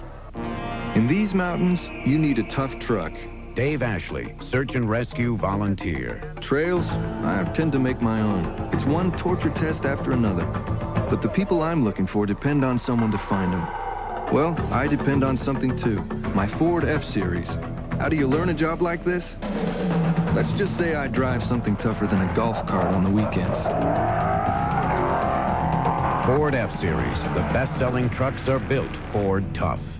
You want to know how to choose a motor oil? Take a ride to your local garage and see what the mechanic puts into his own car. Fact is, of all the brands of motor oil, more ASC certified master technicians choose Valvoline for use in their own cars and trucks. So before you buy a motor oil for your car, know the one more top mechanics put into theirs. Valvoline, the #1 choice of America's top mechanics. Nutrageous from Reese's. Peanuts, milk chocolate, caramel. Reese's peanut butter. Nutrageous. Give your mouth a party. At Stanley, we test the quality of our sliding mirror doors by opening and closing them over 100,000 times. This doesn't make for great entertainment, but it does make a great closet door. The Accent Mirror Door from Stanley. Today's exclusive coverage of the Auto Palace 150 by Slick 50 on TNN is brought to you by Stanley. Since 1843, Stanley has been helping people do things right. 30 laps of 150 complete. Jerry Marquis continues to lead. Brian Ross made a pit stop under green. Randy, what happened? Well, unfortunately, he cut the right rear. He thought he may have cooked it at first, but I don't know how much he was sliding around. Can't see from here, but he definitely cut the right rear. 6th place in the Busch Grand National North Series. Having a good year. Former modified driver. Now a lap down, to say the least. Boy, tough break for Brian. He had climbed as high as 11th place before making that unscheduled pit stop. Here's a look at how they're running as Kelly Moore works under 2 of the lap cars that have been battling hard all day. At 72, John Preston up on the high side. And they pull up on Don 40 in number 40. You know, we didn't give these guys enough credit, Mike. We were talking about the track conditions and all this that might happen. And we haven't had a caution flag. I don't even think we've had a couple of little bumps, and that's about it. These guys are doing a really good job. Every one of them are. Good racing here at New Hampshire. I might make an observation. If you get the camera on the car, any of the cars coming off the corner, the cars that handle really well, the left front corner of the car will not be all reared up in the air. The ground clearance will not be all that great. The car will sit fairly flat coming off the corner. That's what you really want to keep the car flat and don't get that left front corner flying up in the air. Jamie Obey in 17th place leading this pack. Carlton Roby's the blue car, number 24. Raleigh McDonald behind him in 31.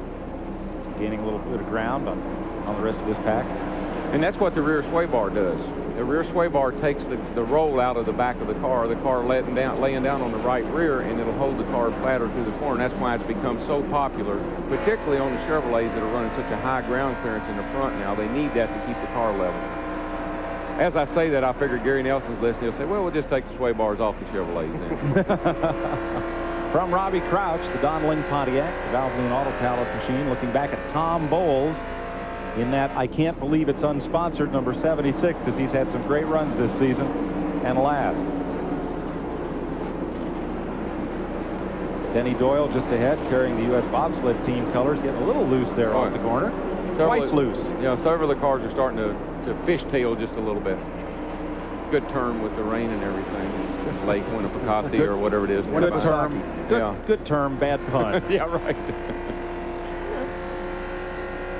1-800 bobsled. They did pretty well this year. Bob Cunha was telling me he's helping out with Jeff Bodine's car in the garage area. The bobsled team had a good season. They're looking forward to the next Winter Olympics. Paul Spencer's in the pit. Jimmy's young brother, and Beaver Dragon is headed to the garage here with some problem on the Ocean Spray car. Whoop! So is Mr. Spencer. 36 laps complete. Jerry Marquis is the race leader. Martin Truex in second. Third is Kelly Moore. Fourth, pole sitter Randy Santerre. Fifth is Dale Shaw. Sixth, Keith Flamel. In seventh is Bob Dragon. Currently eighth is Dave Dion. Ninth is Stub Fadden. Denny Doyle is 10th. Here's the 11th place car. You're riding with Robbie Crouch. 12th is Tom Bowles. 13th is Ted Christopher. In 14th is Brad Layton. And 15th, they're showing Mike Stefanik. All on the lead lap. In fact, 31 cars on the lead lap. The black car is Bowles. And a little bit of side-by-side here as Doyle got up and out of the groove. Mike Stefanik's going to try to take a shot and a spot. Little casual contact, and Ricky Craven in number 20 moves through. Here comes Jamie Obey in 41, the Budweiser car. Ever since Ricky in the 20 car, Craven's got down on the bottom and quit working that outside, he's been making a little progress toward the front too. So that car runs better around the bottom of the racetrack. And as I say that, he whoops up on the outside and passes 4 cars. From Robbie Crouch and the Auto Palace Pontiac. 3 wide down the front again. Well, the front straightaway is wider than I thought it was. Jeff Fuller, Say something, boy. I know what you want. You want to get back out there. No. Why aren't you? Hey, it's air conditioned up here, and you know I'm not sweating. Why aren't you out there driving, Jeff? Why? Yeah. I mean, this is your stomping ground, isn't it? Actually, you know, we've had quite a bit of success here, but like I say, it's just too hot in them cars. Oh, too hot.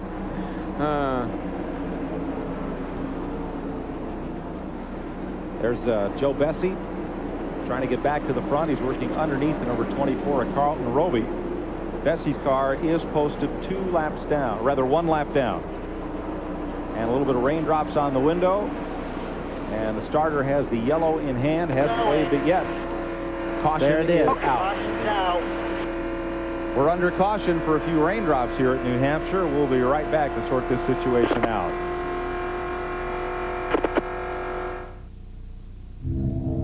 We put these glass walls on the course at Road Atlanta to demonstrate the wet traction and performance of the Goodyear Eagle Aqua Tread. Racing-inspired dual aqua channels sweep water away for outstanding wet traction. Broad shoulders add aggressive grip for precise cornering. Its unique tread compound helps you stick to the road. You get the performance of an Eagle, the wet traction of an Aqua Tread. Eagle Aqua Tread, only from Goodyear. Nutrageous from Reese's. Peanuts, milk chocolate, caramel, Reese's peanut butter. Nutrageous. Give your mouth a party. Winston Cup Racing. It's fast, it's fun, it's ferocious. The new national pastime. Now, Whitnauer International is celebrating this fastest of sports and its bravest drivers with the Speed Star Collection, a limited edition collection of fine watches available for only $69 plus shipping and handling by calling 1-800-355-RACE. Featuring the faces of your favorite Winston Cup drivers, Dale Earnhardt, Mark Martin, Jeff Gordon, and Darrell Waltrip. The Speed Star Collection. Assembled in the USA with Swiss quartz movement and a 1-year limited warranty. Plus, every Speed Star watch comes with a photolithograph signed by your favorite driver. There's no other sport like Winston Cup Racing, and there's no other watch like the Speed Star Collection, a product of Whitnauer International. Order yours today. There's no place you'd rather be. Wrangler presents the Wrangler Bull Riding Blowout, part of the PBR Tour on Championship Rodeo, Sunday on TNN.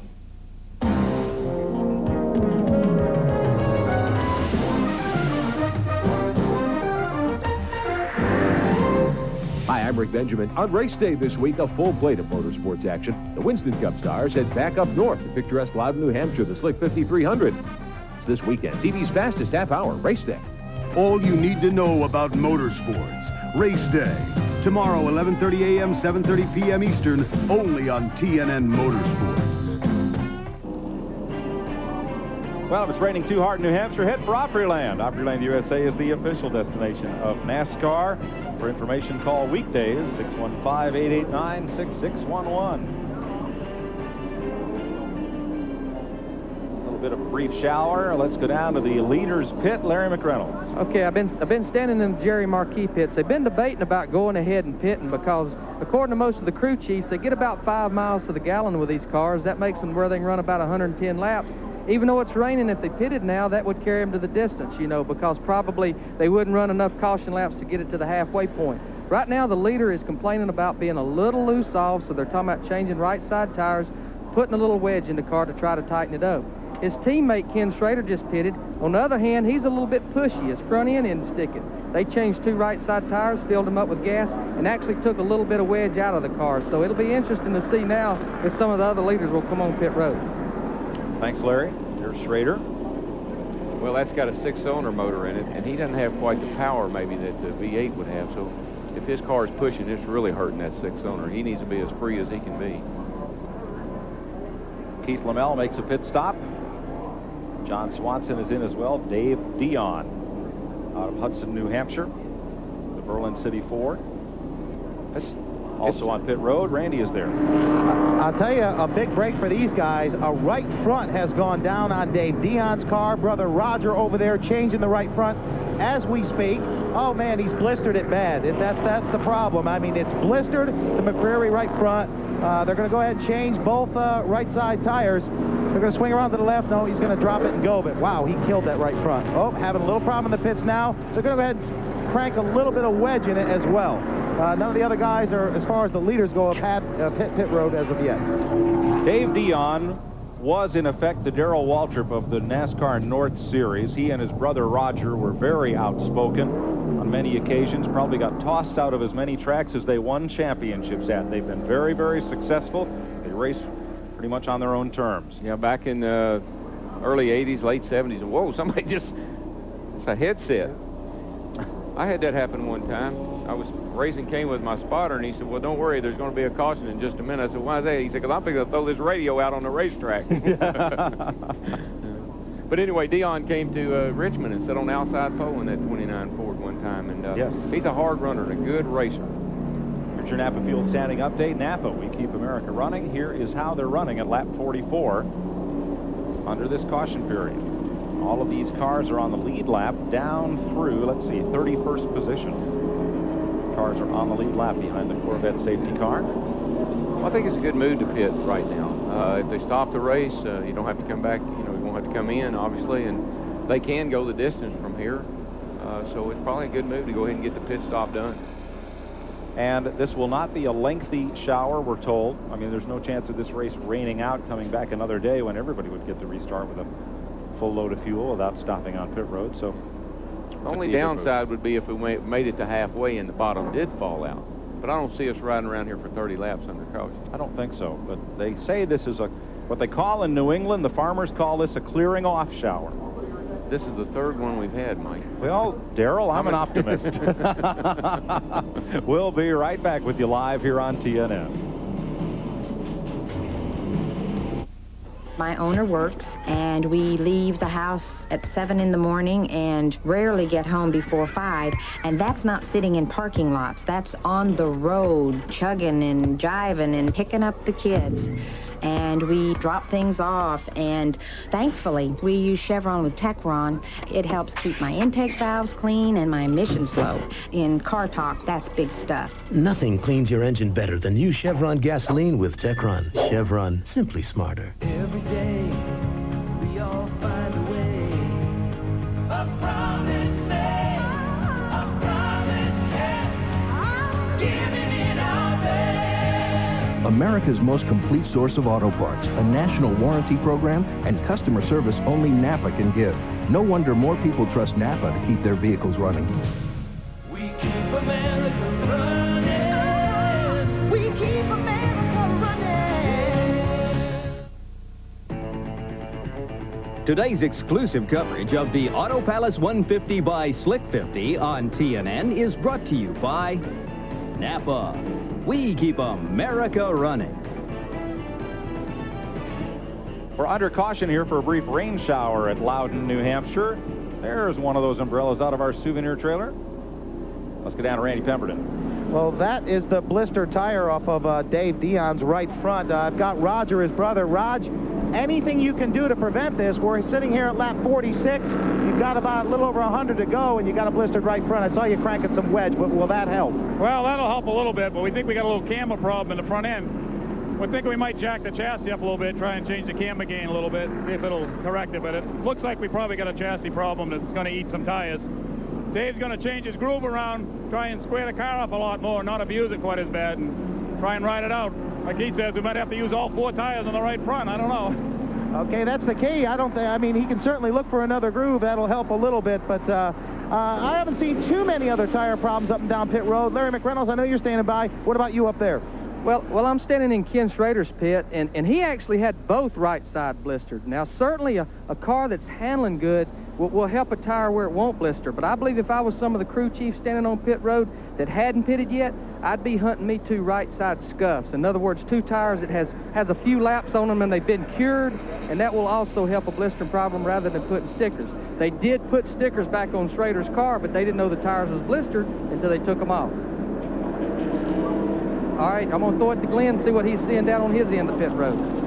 Well, Larry, I'm in Martin Truex's pit, and this is his crew chief, Kevin Kramer. Kevin, what about the tires on Martin's car? What's he saying? How's he feel? Feels real good. Just depends on this weather. We want to come in now, but with this weather, we want to try to stay out to halfway before we change tires. All right, if he goes back to green, how long can you go before you will have to pit? We go to a lap around 100. Then we're going to have to stop for fuel. Okay, all right, they're just playing a waiting game, guessing game right now. They don't know any more about the weather than anybody else does, particularly the weatherman. Glenn, that's a job up here with a lot of security, and there aren't many of those in the TV business, but you can be a weatherman in New England and be wrong 90% of the time and still be right because the weather changes so fast.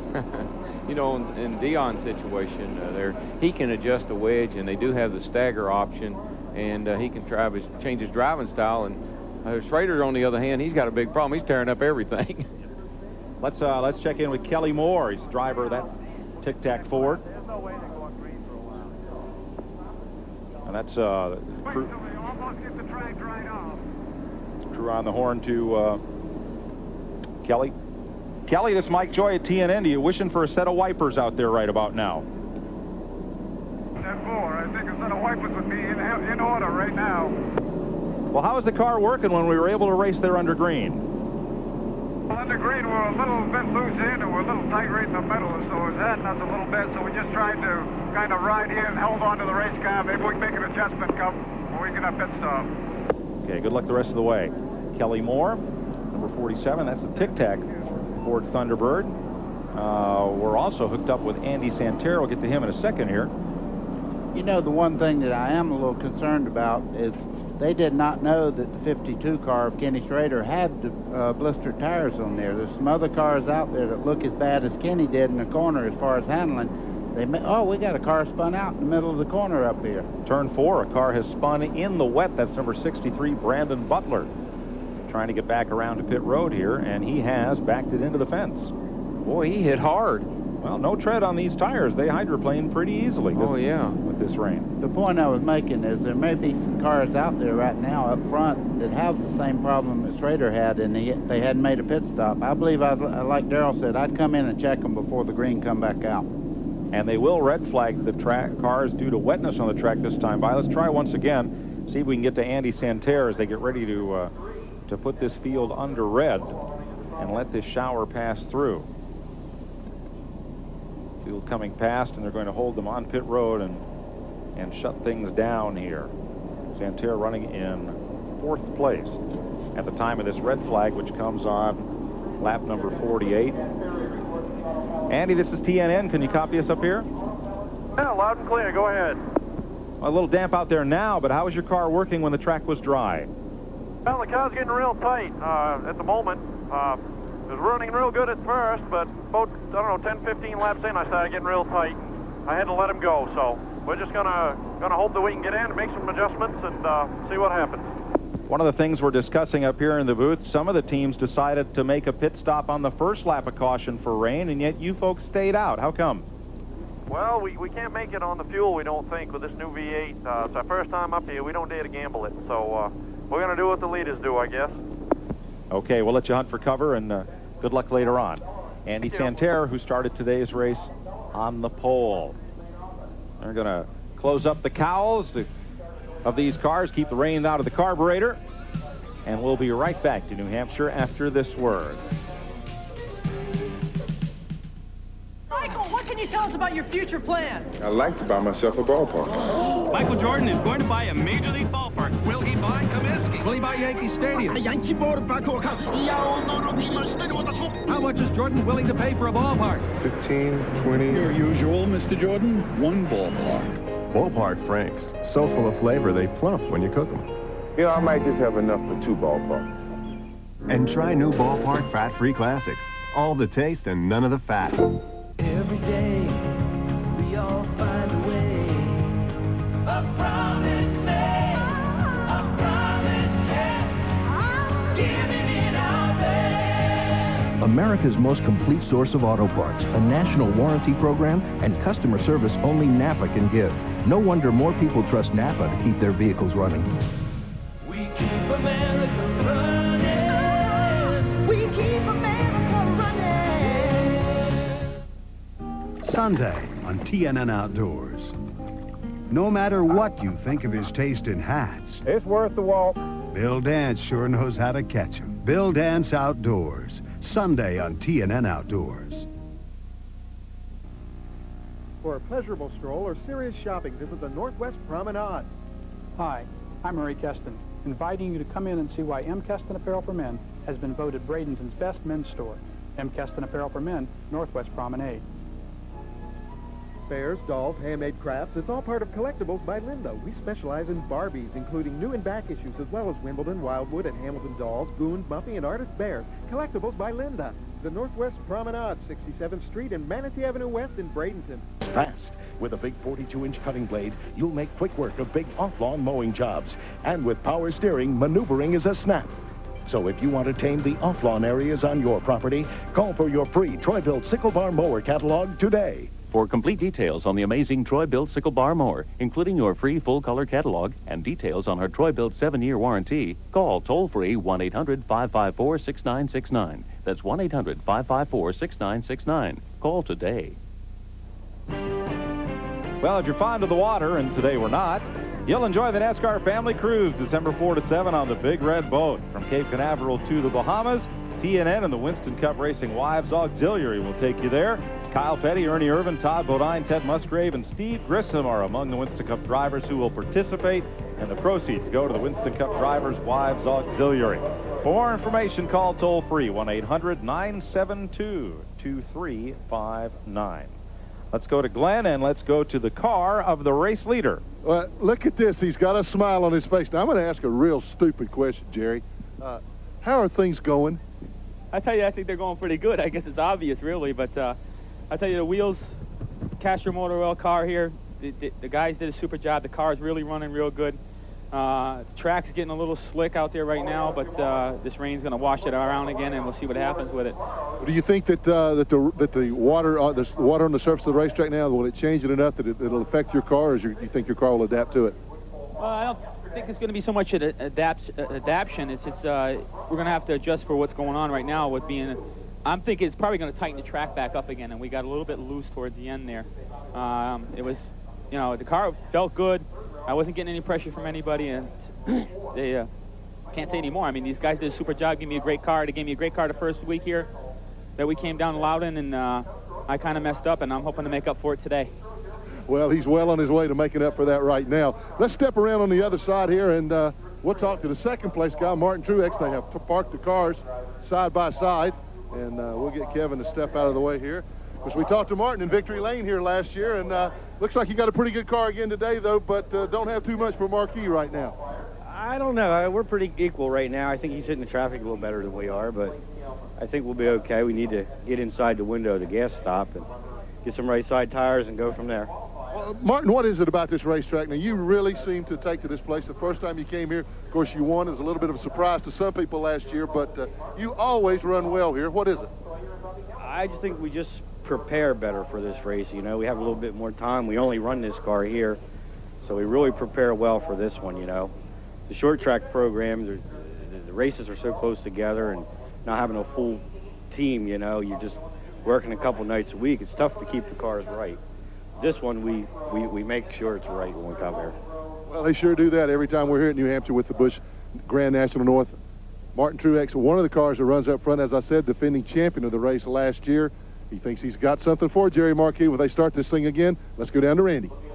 Well, Dale Shaw is sitting here in fifth. He's come back from 17th, made it all the way to the front. He's in a little bit of a predicament. There has been a tire problem so far. I don't know exactly if it's too much camber, what the problem is, but your team has checked your right front in particular, I guess a little bit in the right rear. You've got a blister. What are you going to do? I guess Quint Beauvais is going to bring the Skoal, have me bring the Skoal Pontiac in. I'd like to take this chance to thank U.S. Tobacco and Quint Beauvais and all the people that have supported me through the last couple years, and this car is just terrific. It drives itself. Well, we're sitting here right around the 50-lap mark. If you've got a burned up right front, how do you make it go the distance with only one more set of tires? What do you do? Well, we got some tires. I'd rather not comment on that, but we got a plan. Okay.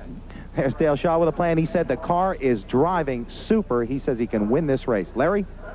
I'm standing here with Ken Schrader. Kenny, you've already pitted. You can go the distance, but both right side tires blistered. What's going on there? We're just trying to keep up. We're having to run a little car pretty hard. The car's handling real good, and, you know, the team car's up there leading, but we're just a couple cylinders short and kind of having to abuse stuff to try to keep up. But can you go the distance to the end at least on fuel? Yeah, and we can probably ease up a little bit and wait for them guys to pit and save some tires, and we're set for here on out, I guess. Okay, we'll hopefully get back racing. I'm going to throw it back up to the guys up in the booth. Thanks, Larry. Kenny Schrader will restart in 22nd spot. We'll be right back to Loudon, New Hampshire as they finish drying the track after this.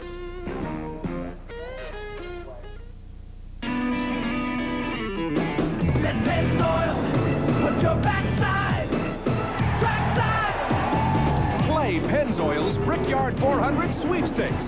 10 grand prizes of both a trip for two to the Brickyard 400 and a 95 Chevy Monte Carlo Z34. Over 80,000 other prizes. Enter wherever Pennzoil is sold or installed by the pros. Brickyard's the game, Pennzoil's the name. Man has always been fascinated with speed. But winning is more than a flash of speed. It's a measure of skill. A test of guts.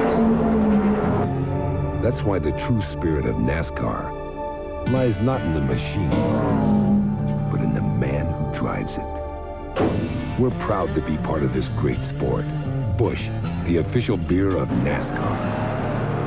AT&T, this is Judith. Hey, Judy, I got a special fax line. Uh-huh. To get MCI's biggest savings, my fax needs its own circle of friends. Friends? Now, how's it gonna make friends? I don't even let it date. You and your fax need AT&T True Savings. There's no better way to save 25% without circles. No circles? Sign up, make $10 in calls a month, and we'll subtract 25% off your AT&T bill. To faxes, to modems, to anybody in the U.S.? I mean, even on my calling card? Yep. Hey, well, sign us all up. Hey, nobody's talking to you. AT&T True Savings. Save 25% to anybody. That's your true choice. AT&T. At AutoZone, most of our customers are folks who like to work on their cars themselves. But the ones who come in most often are those who work on cars for a living. Guys like Ed Graven. Now, Ed's garage is in Ogden, Utah, where most of the time you'll find him pulling an engine or sliding under a car. And just about every day, he drives past a half dozen other parts stores on his way to AutoZone. Because Ed knows that when it comes to getting the right part for the right price, there's just no place better than AutoZone. Today's exclusive coverage of the Auto Palace 150 by Slick 50 on TNN is brought to you by the more than 1,000 AutoZone stores across America. AutoZone, the best parts in auto parts.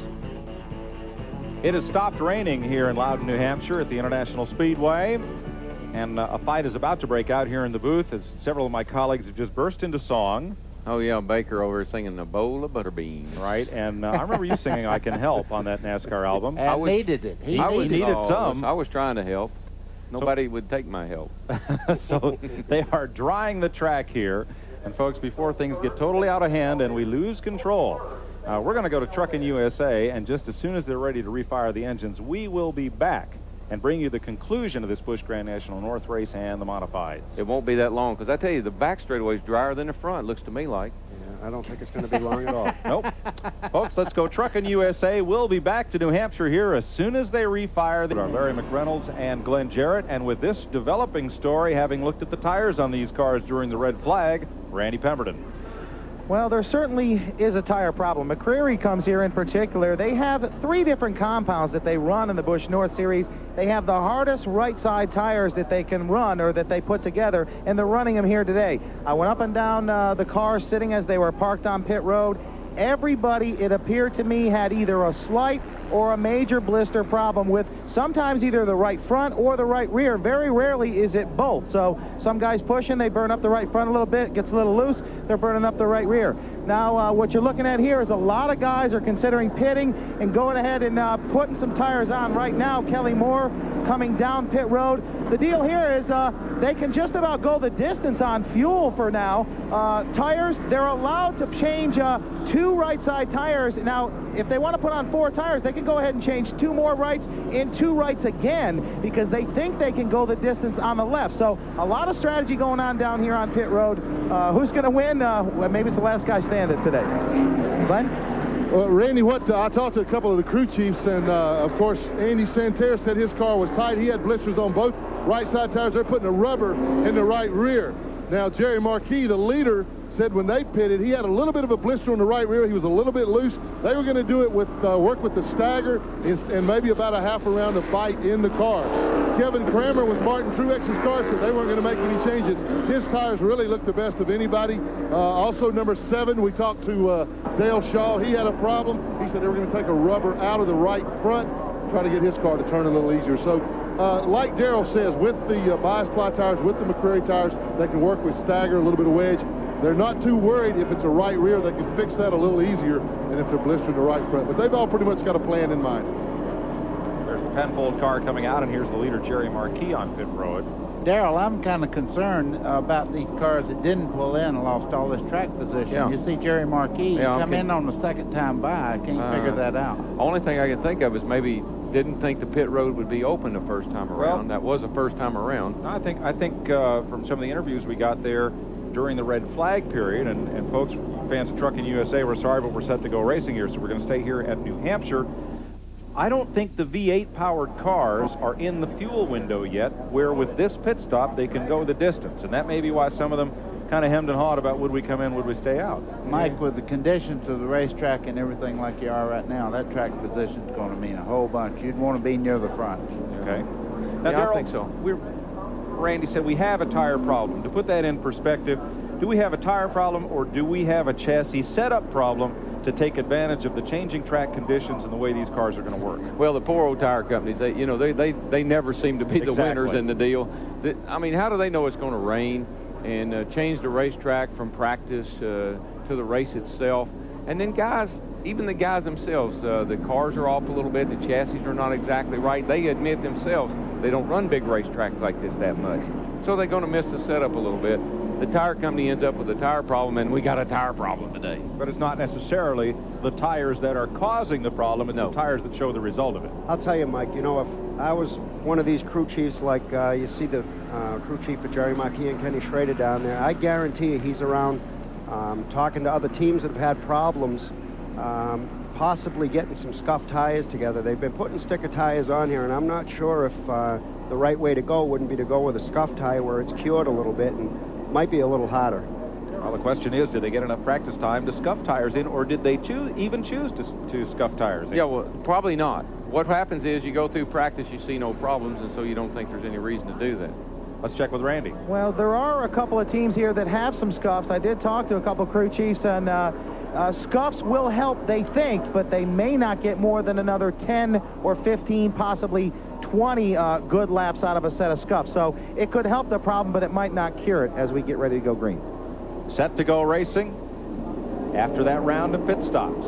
And Bobby Dragon is on the point. The Tallarico Buick leading from Stub Fadden, Ricky Craven, and they're 3 wide. Just behind them for a moment is Brian Ross. The black car duels Tommy Bowles into the corner. The 20 car there on the outside coming up out of turn 2 is Ricky Craven. He's making a bold move on the outside there, trying to take that second spot and gets it from Fadden. So Craven is the beneficiary of all these pit stops by the leaders, as is Bob Dragon, who moves up into the lead. Well, Craven's car was working good on the outside when the race started, so he's right back at it again. You can see Bobby Dragon's car get just a little bit loose. He probably got out there in that black part you see there. That's still damp just a little bit. So coming off the corner, you can't give it his head like you did earlier in the race when the track was completely dry. What's it like when you go out on a green racetrack like this right after a bit of a rain shower? Well, you're real apprehensive. You're not real sure if you should drive down in there like you know you can normally, so you're real apprehensive. And some guys are more cautious than others, and that's where you run into problems. Oh! Now that was casual contact with the purpose of going to the lead, because Ricky Craven got into him, but I think it was an accident. They both come off the corner and got into each other there just a little bit. Now, Ricky had a little problem there off of turn 4 earlier in the race, if you recall, with another car. So maybe his car just doesn't like turn 4. Oh, me. Yeah. Here we go, the intelligent car again. Stub Fadden tries the inside. Boy, he and Bob Dragon have a lot of laps together on these New England racetracks. Early in the race, they pulled his battery over for Stub. Yep. Wishing him good luck. Oh, we have a spin down in turn 4. Caution has not yet waved. That's Carlton Roby up in turn 4. They're waiting to see if he pulls away. Mike, he's back under power. I don't think we're going to see a yellow. But there's another car sitting up there, too, that's turn 3. Not going very fast. I'm not sure what's going on. One car in the wall at turn 3. Leaders will pass it by on the low side. That's the 5 car of Barney McRae. He draws the caution. The Colchester, Vermont driver, the Barcelona Insurance Pontiac, brings the flag out for the second time. 55 laps complete here at New Hampshire International Speedway, and the modifieds to follow. Stay with us. Sleep deprivation. 70 million Americans have experienced it, but you don't have to. Try Maximum Strength Sleep and All Soft Gels with the sleep aid preferred by 7 out of 10 doctors. Sleep and All Soft Gels help you fall asleep fast. In Floyd's Knobs, Indiana, people drive for miles around just to see Don Ballard. Because when it comes to car repair, well, there's not much he can't fix. You see, Don's the type of guy who believes that doing a job right and saving money go hand in hand. So he begins each job with a trip to AutoZone. Sure, it's a 20-mile drive. There are other parts stores along the way. But for Don, when it comes to getting the right part for the right price, there's just no place better than AutoZone.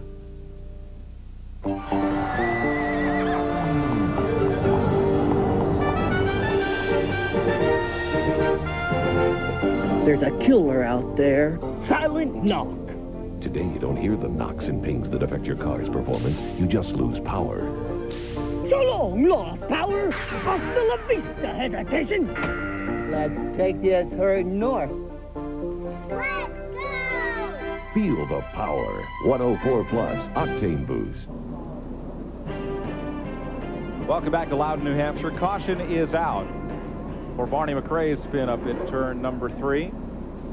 Here's a look at some of the bump and grind that occurred when first there's the 24, Carlton Roby spinning up at turn 4. But now watch this. Back in here. Watch the right side of your screen. Bam! Joe Bessie got on that wet part on the bottom, Darrell, and got into another car there on the outside. It's a good thing Dale Shaw was there to save that. Yeah. He would have been in the wall. And thank you, Dale. And see the Panther pink car right behind Joe Bessie? Bill Penfold, graduate of the Buck Baker Racing School, chief instructor Buddy Baker, and his co-student that day, John Force. Whoa.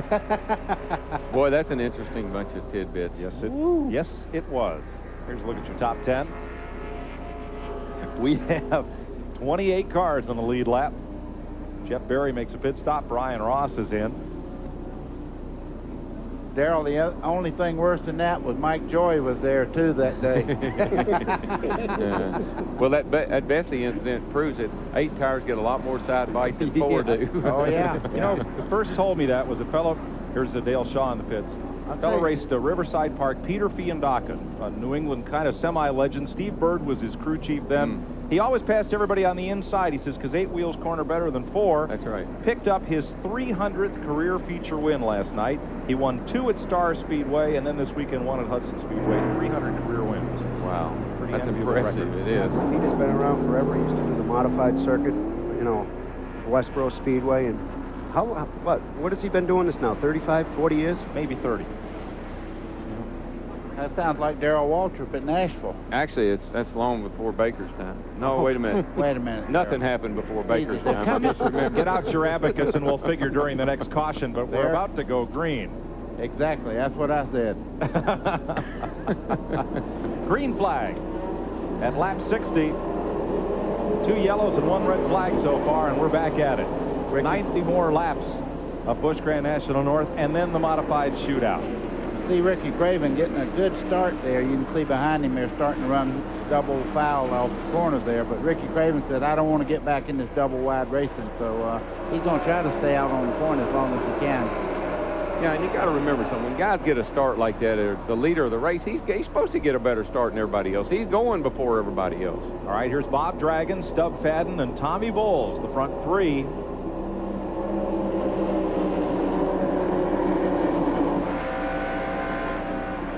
The 87 of Ron Thiel off Long Island, former Riverhead Raceway competitor. Now running the Busch. Trouble, turn 2. 2 cars sideways, and everybody gets through. Oh, no, I don't think so. Pan left, and we got at the secondary crash. There's the rest of the story. Andy Santerre got caught up in it. And that's what happened. That late pit stop put him to the back.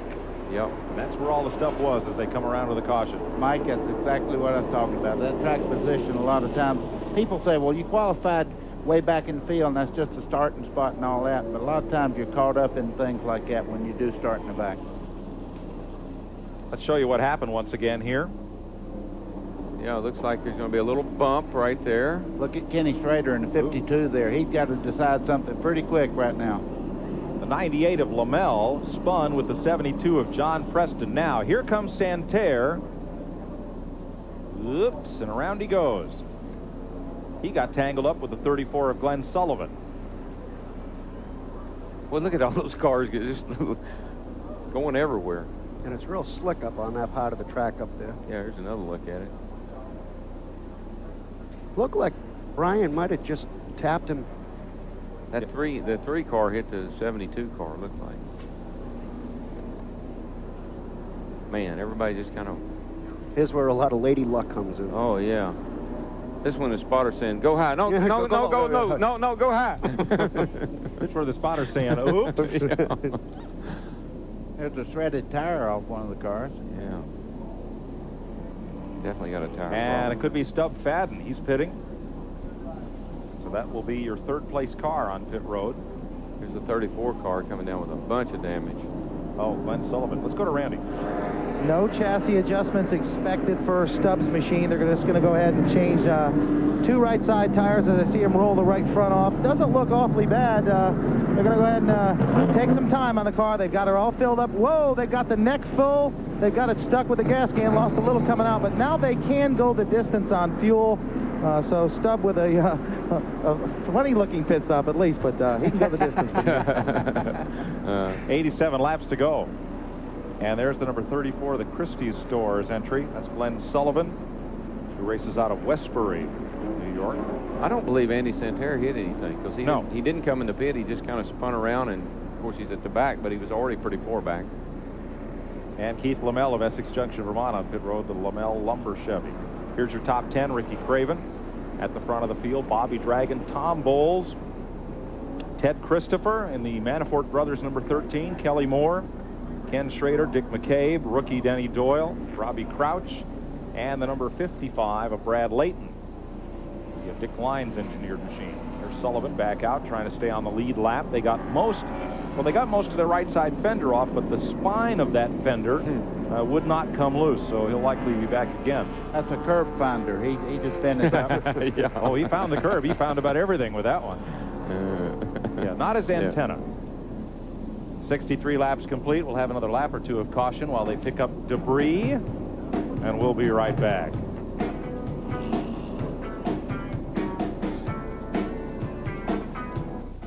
Michael, what can you tell us about your future plans? I'd like to buy myself a ballpark. Michael Jordan is going to buy a Major League ballpark. Will he buy Comiskey? Will he buy Yankee Stadium? How much is Jordan willing to pay for a ballpark? 15, 20. Your usual, Mr. Jordan, one ballpark. Ballpark Franks. So full of flavor, they plump when you cook them. You know, I might just have enough for 2 ballparks. And try new Ballpark Fat-Free Classics. All the taste and none of the fat. At AutoZone, most of our customers are the kind of people who like to work on their cars themselves. That way they save money, and they know the work's done right. Of course, when they come to AutoZone, they know they're going to find the right part for the right price. But sometimes, what they're looking for is just a little advice. And that's okay, because we don't put a price tag on it. You see, at AutoZone, we take pride in taking care of our customers, and we've learned that when you treat folks right, they keep coming back. You want to know how to choose a motor oil? Take a ride to your local garage and see what the mechanic puts into his own car. Fact is, of all the brands of motor oil, more ASE certified master technicians choose Valvoline for use in their own cars and trucks. So before you buy a motor oil for your car, know the one more top mechanics put into theirs. Valvoline, the #1 choice of America's top mechanics.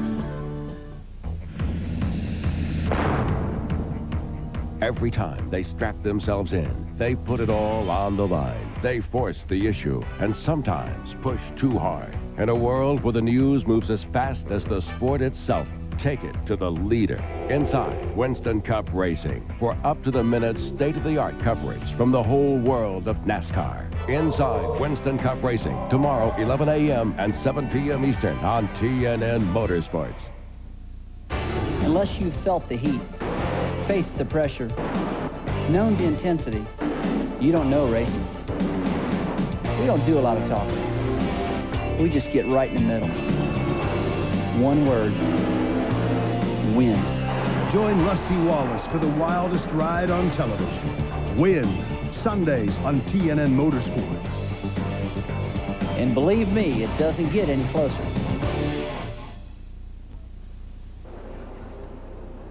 On the restart, 1 lap ago, Joe Bessie marched to the front to try to get back on the lead lap. That's his black Delco Remy #1 car.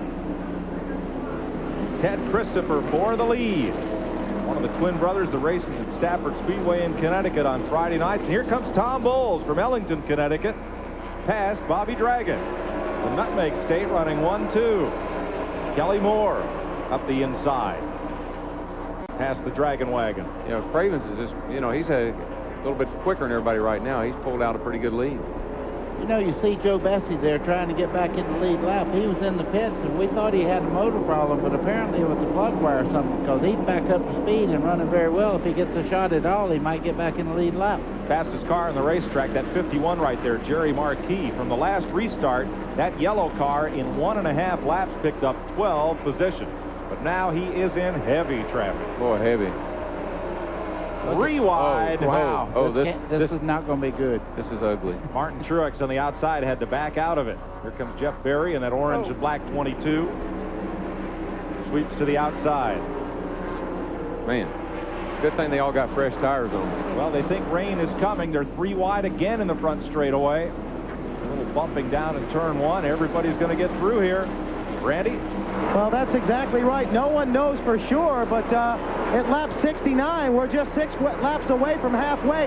There are a couple of guys that still want to take on their tires, but they don't want to chance it and get back in traffic. They wanted that track position in case this rain came and they didn't get this race restarted. So they're hanging out there. Showers to the west. Our helicopter pilot relaying the in-car camera pictures from Robbie Crouch's car tells us there's Dave Dion moving past Jerry Marquis on the outside. Yeah, Dion's pretty quick. I watched him through that traffic, and he's being real cautious, but he's getting through there well. He's up on that Panther pink machine of Bill Penfold, 28. Dion slips to the inside. Ford's got a bit of power. 3 wide right behind him. And there's Marquis, and Obie dives to the inside. Wow. Big move by number 41, Jamie Obie, and Dale Shaw with him. Of course, Dale Shaw, he got messed up in that deal with Bessie there a little bit earlier and had to go to the back, but he's coming back through the field pretty quickly, too. Mike Stefanik alongside in 09, and Andy Santerre, 44, the pole sitter. Santerre, he's working back through there pretty well. Cravens is holding a pretty good lead right now. So we're back in the pack at 16th position. Glenn Jarrett? Well, you guys were talking about how Dave Dion went by on the outside, passing supposedly the fastest car on the track, which might. But Dave's crew made a major chassis adjustment a while ago under that last caution flag. They were jack and wedging that thing like I have never seen before. Obviously, they have hit on something, at least for the time being. It worked. This is Merlin Ford, number 29. Marches toward the front. They're racing the rain and each other here at New Hampshire. Scattered showers have delayed this race a couple of times. Thanks for staying with us here on TNN Live. Winston Cup Racing tomorrow, and this 40-lap modified shootout to follow. 3 wide again. That's Reggie Ruggiero, the 9X Yellow Pages machine, up in the top groove. Wonder if there's an entry in the Yellow Pages for racing room, because he's about to dial for it. Boy, it's crowded over there. They make that third turn look a lot bigger than it really is.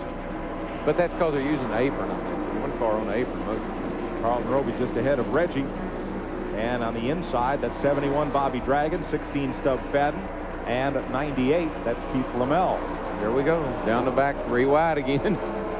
We've seen this movie. Woo. Stub Fadden, he takes the lead right there in that group. Boy, I tell you what, any second things could happen here in a hurry, couldn't they, Dale? It really, if one guy just decides to turn down a little quicker than the guy anticipates, well, they got a big problem. Right there for 20th place. G.G. Gravel on the inside, number 54. And there's the 15 of Derek Lynch. We're at halfway, folks. And rain is coming. Again. I think it's the 4th time. Fair enough, right, Mike? Yeah, this will be a soaking down shower, Darrell. I give up, okay? Mike, you see Ruggiero, the last car on the outside there coming off the corner. He's on the outside, and he's kind of stuck in traffic right now. He's driving his heart out right now, but he can't quite get a track position to make a move. You see him going to the outside, but watch him lose ground as they get to the center of the corner here. Here's your Stanley Mid-Race Report, brought to you by the Stanley Company. Since 1843, Stanley's been helping people do things right. 3 leaders, 4 lead changes, 3 cautions for a total of 21 laps. Only 2 cars out of this race. You know, and as well as Dion and some of those guys, but Marquis and those guys are running, they're a full straightaway behind the leader right now, so they're going to have something happen for them to catch up. 3 wide. This is what they're doing to stay out front. Kelly Moore and Tom Bowles in 76. Splitting Glenn Sullivan. Now you're with Robbie Crouch moving up on Sullivan's battered machine. There's Crouch with the roof cam atop the Valvoline Auto Palace Pontiac.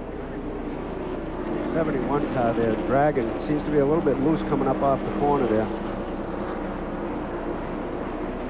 Well, we know that won't pay. That'll hurt that right rear, and he'll be looking for a tire for long. Well, the magic word was rain just a second ago. Everybody's got the stoppers out right now. They're not worried about tire problems or anything else. You look up at these black clouds like you see coming off turn 4 there, and the crew chief is telling you, if you have anything, go ahead and use it. If that rain better come, because I guarantee they're abusing the tires and everything else right at the moment. There is rain in Concord to the southwest of us. Tommy Bowles in 76. What a great day he's having as he battles Kelly Moore. Battling for some recognition and a sponsor, Ted Christopher. Yeah, Christopher is the guy that's impressing me. Yes. I mean, I don't know where he came from, but he's holding 2nd place and has actually closed up on Craven a couple of times. Comes from Plainville, Connecticut, where they used to have a pretty decent little flat quarter-mile track. He and his twin brother Mike race modifieds Friday nights, and they race each other harder than they race anybody else on the track, it seems. Well, he's got the pedal to the metal right now. Doing a good job. You're riding with Robbie Crouch right now as he moves in. He's trying to get track position there, trying to get up through here because this race could be called any second. Martin Truex, defending champ in 56. The Blount Seafood car right behind Kenny Schrader. 52, the Wheels Auto Supply machine.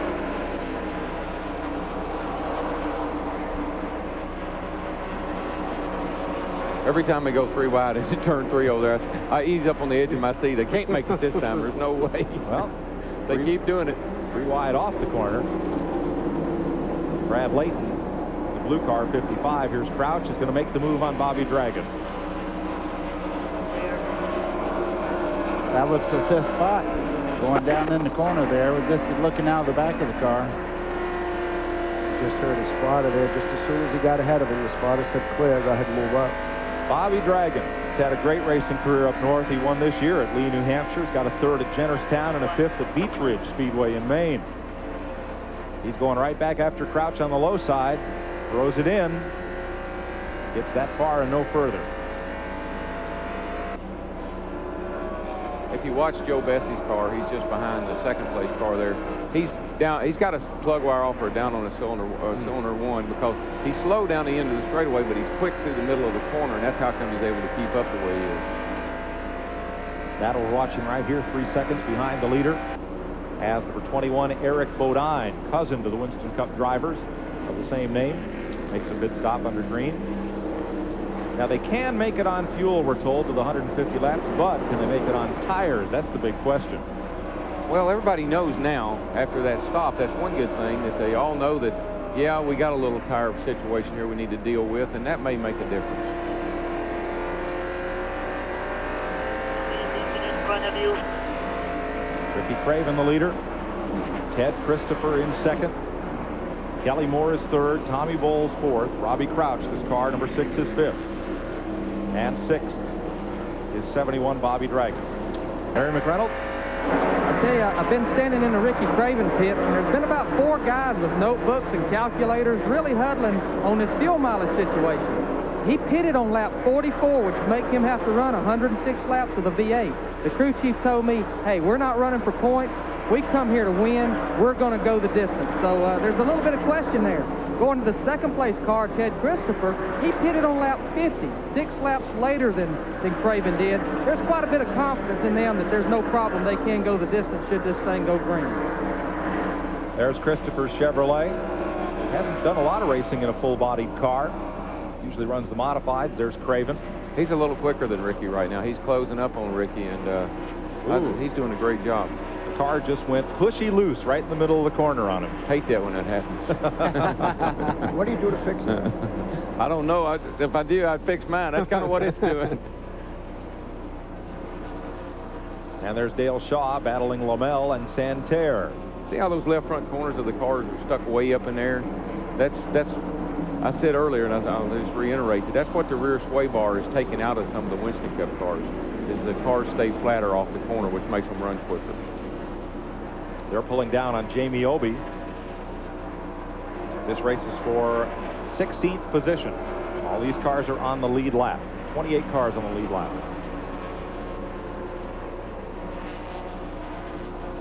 Dale Shaw, defending series champ. Lamel, we've nearly seen in victory lane on a couple of occasions over the past year. And Santerre, that spin apparently did not hurt. The win's number 44. You know, I believe Ricky is just kind of keeping the crew chief keeping a little interval between him and Christopher, and he's not really running as hard as he could right now. I think he's just kind of keeping that little gap between him and the second place car. They better get after it. I see a few raindrops hitting the front window here. Yeah, so they're keeping an eye on it. But the racetrack right at the moment is still in good shape, and they're going for it. Bit of heat in the racetrack from these last 20 or so laps. We've run under green and just a little bit of raindrops. Oh, Chris. Well, back at it again. Robbie Crouch has a familiar face filling up his rear view. Bobby Dragon. Good battle here, and it continues for 5th place. That might be the first time I've ever seen the driver's name on the rear spoiler. Normally they do the sponsor all the way across there. They got the driver's name. That's a good idea.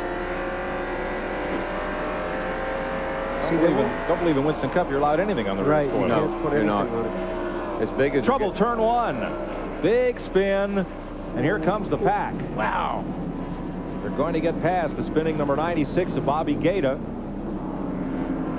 Wow. And caution will come out for the Niantic, Connecticut driver, the Auto Sound Pontiac of Anthony Rainone. Darrell, that was some great driving by all those guys. I don't know how they got by there, but you could tell the racetrack didn't cause the spin because everybody got through there under very adverse conditions. So I think he just lost control of the 96 car. The 44 car runs through there wide open on the apron.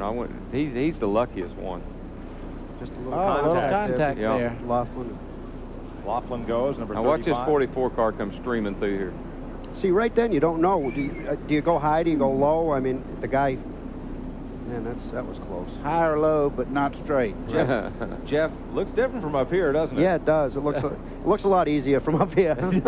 Yeah, this is one of those. Why didn't he? Yeah, right. It's starting to come down. So Gaeta is okay as we get a couple of more sprinkles here. Let's get down to Bobby Dragon's pit. Here's Glenn. And boy, a collective sigh of relief was heaved by these guys. They were begging for a caution. They had not pitted at all. We were approaching lap 90. In fact, it'll be lap 90 this time, I guess. And they were worried not only about tires, but about fuel, too. They needed a caution in the worst way. Usually when you pray for one that badly, it's usually you that causes it. But, Dragon got what he wanted, so they're going to bring him in. They'll put tires and fuel in him, and should be set for the rest of the way, weather permitting. Glenn, how hard is it raining there? Oh, excuse me. Let me take the umbrella off. Not too bad. Not too bad. I hit Nelson in the head with it, but that's okay. He didn't feel it. You know, if he hadn't pitted yet, I know he has great track position, but his tires must be in real good shape, too, if he's run 90 laps without it coming into pits. So his car must be handling real well. And he's able to keep up well, too. So just a little bit of a... Oops, I said a little bit of a sprinkle. Suddenly, it's changed. We'll take this pause for New Hampshire International Speedway. Bear with us, folks. We're going to get this in.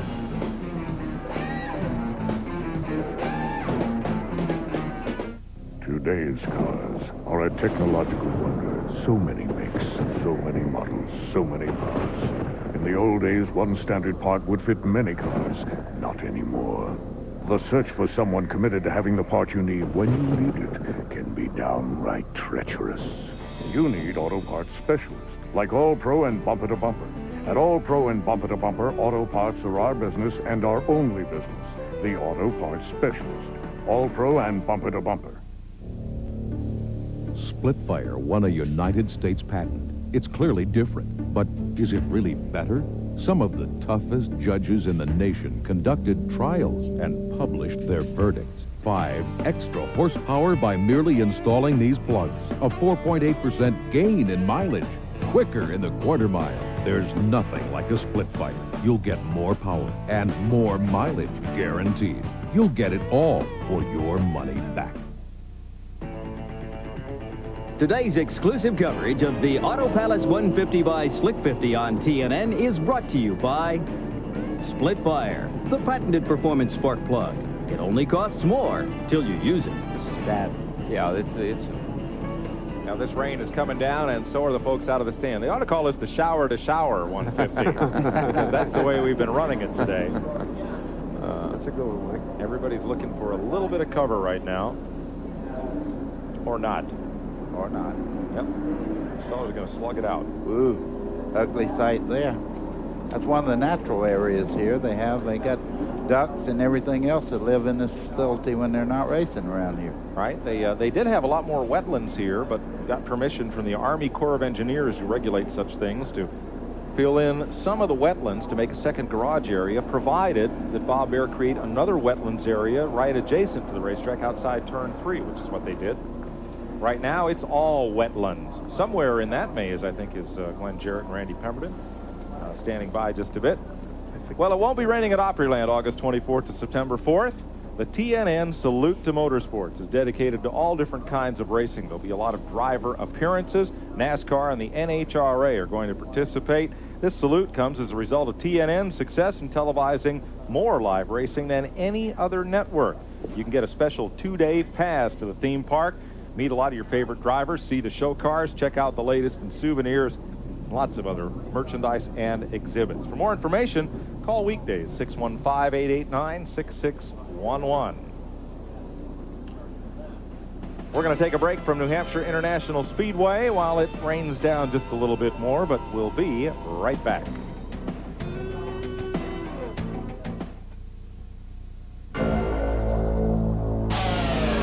They're the young guns of racing. And on their Sunday afternoon showdown, these next-generation superstars start with the next-generation Die-Hard battery. The longest-lasting Die-Hard ever. The same Die-Hard you can buy at Sears. Don't trust your Sunday drives to anything less. One of these hammers is jacketed in high-impact polycarbonate. The other one is broken. The fiberglass jacketed hammer from Stanley. He's your best friend, and he's also killing your back. If nothing seems to help, try Doan's. It relieves back pain no matter where it hurts. Doan's has an ingredient these pain relievers don't have. Doan's, the back specialist. He took a lot of rain, and I gave him a little too much, and it got long on me. They're the top college rodeo athletes in America, and they all want that world championship. I knew what I needed to do. The College National Finals Rodeo, TNN today.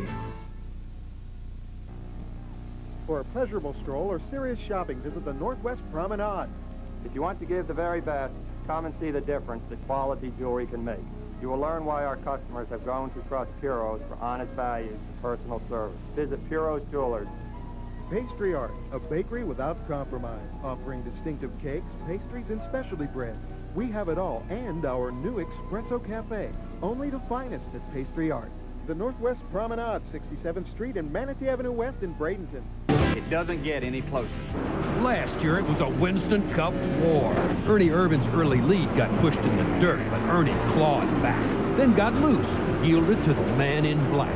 In the end, Ricky Rudd's late race spin cycle laundered Earnhardt and gave Ricky his first win as an owner. It's the Winston Cup Slick 50 300, Sunday, 1 p.m. noon Central on TNN Motorsports. It's going to be a wide-open paint-swapping war. Welcome back to the Rain Delay 150 by Slick 50. It's very slick out there right now in the rain. It's the Auto Palace 150, folks. And we're under another, hopefully brief, rain delay. This is the soaking down shower that Darrell warned you was coming. Let's go to Glenn Jarrett with a man who has been running up front all day but had yet to make a pit stop. And he was starting to run on a few fumes there. They were praying for a caution flag. You needed gas and tires. Caution flag came out because of a wreck. But then the rain started, so they were going to come in. Then they weren't. Boy, you were stretching things a little bit there, Bobby Dragon. You betcha we were. We figured somewhere between 85 and 90 we got to come in, and we're hopefully it wasn't going to be on green, and this worked out okay. Tallarico Tubbs Pontiac's been running real well. We've managed to keep the tires on it up to now, and I think that's probably key to where we're at. Hopefully now we might have a little advantage with some new tires from here on to the end if we can get it started again. I'm not sure what's going to happen. Well, that was my next question, Bobby. You've run 92 laps now. You still haven't stopped for fuel. You can't do anything under a red flag, and you've got to be running low. Will you have enough to start this thing? We'll have enough to start it, but I don't want to have to go around more than one lap. The pits better be open when we come back around the next time, because we've got to get gas for sure. The tires, I think we can probably last a while yet, but to be able to compete with the guys behind me, I've got to get some new tires on the car as well. Okay, that's Bobby Dragon, one of the nicest guys, the Busch Grand National North Series. Mike? Thanks, Glenn. We hear it raining on your parade down there, and there's Richard Petty trying to keep that Charlie one-horse cowboy hat out of the rain.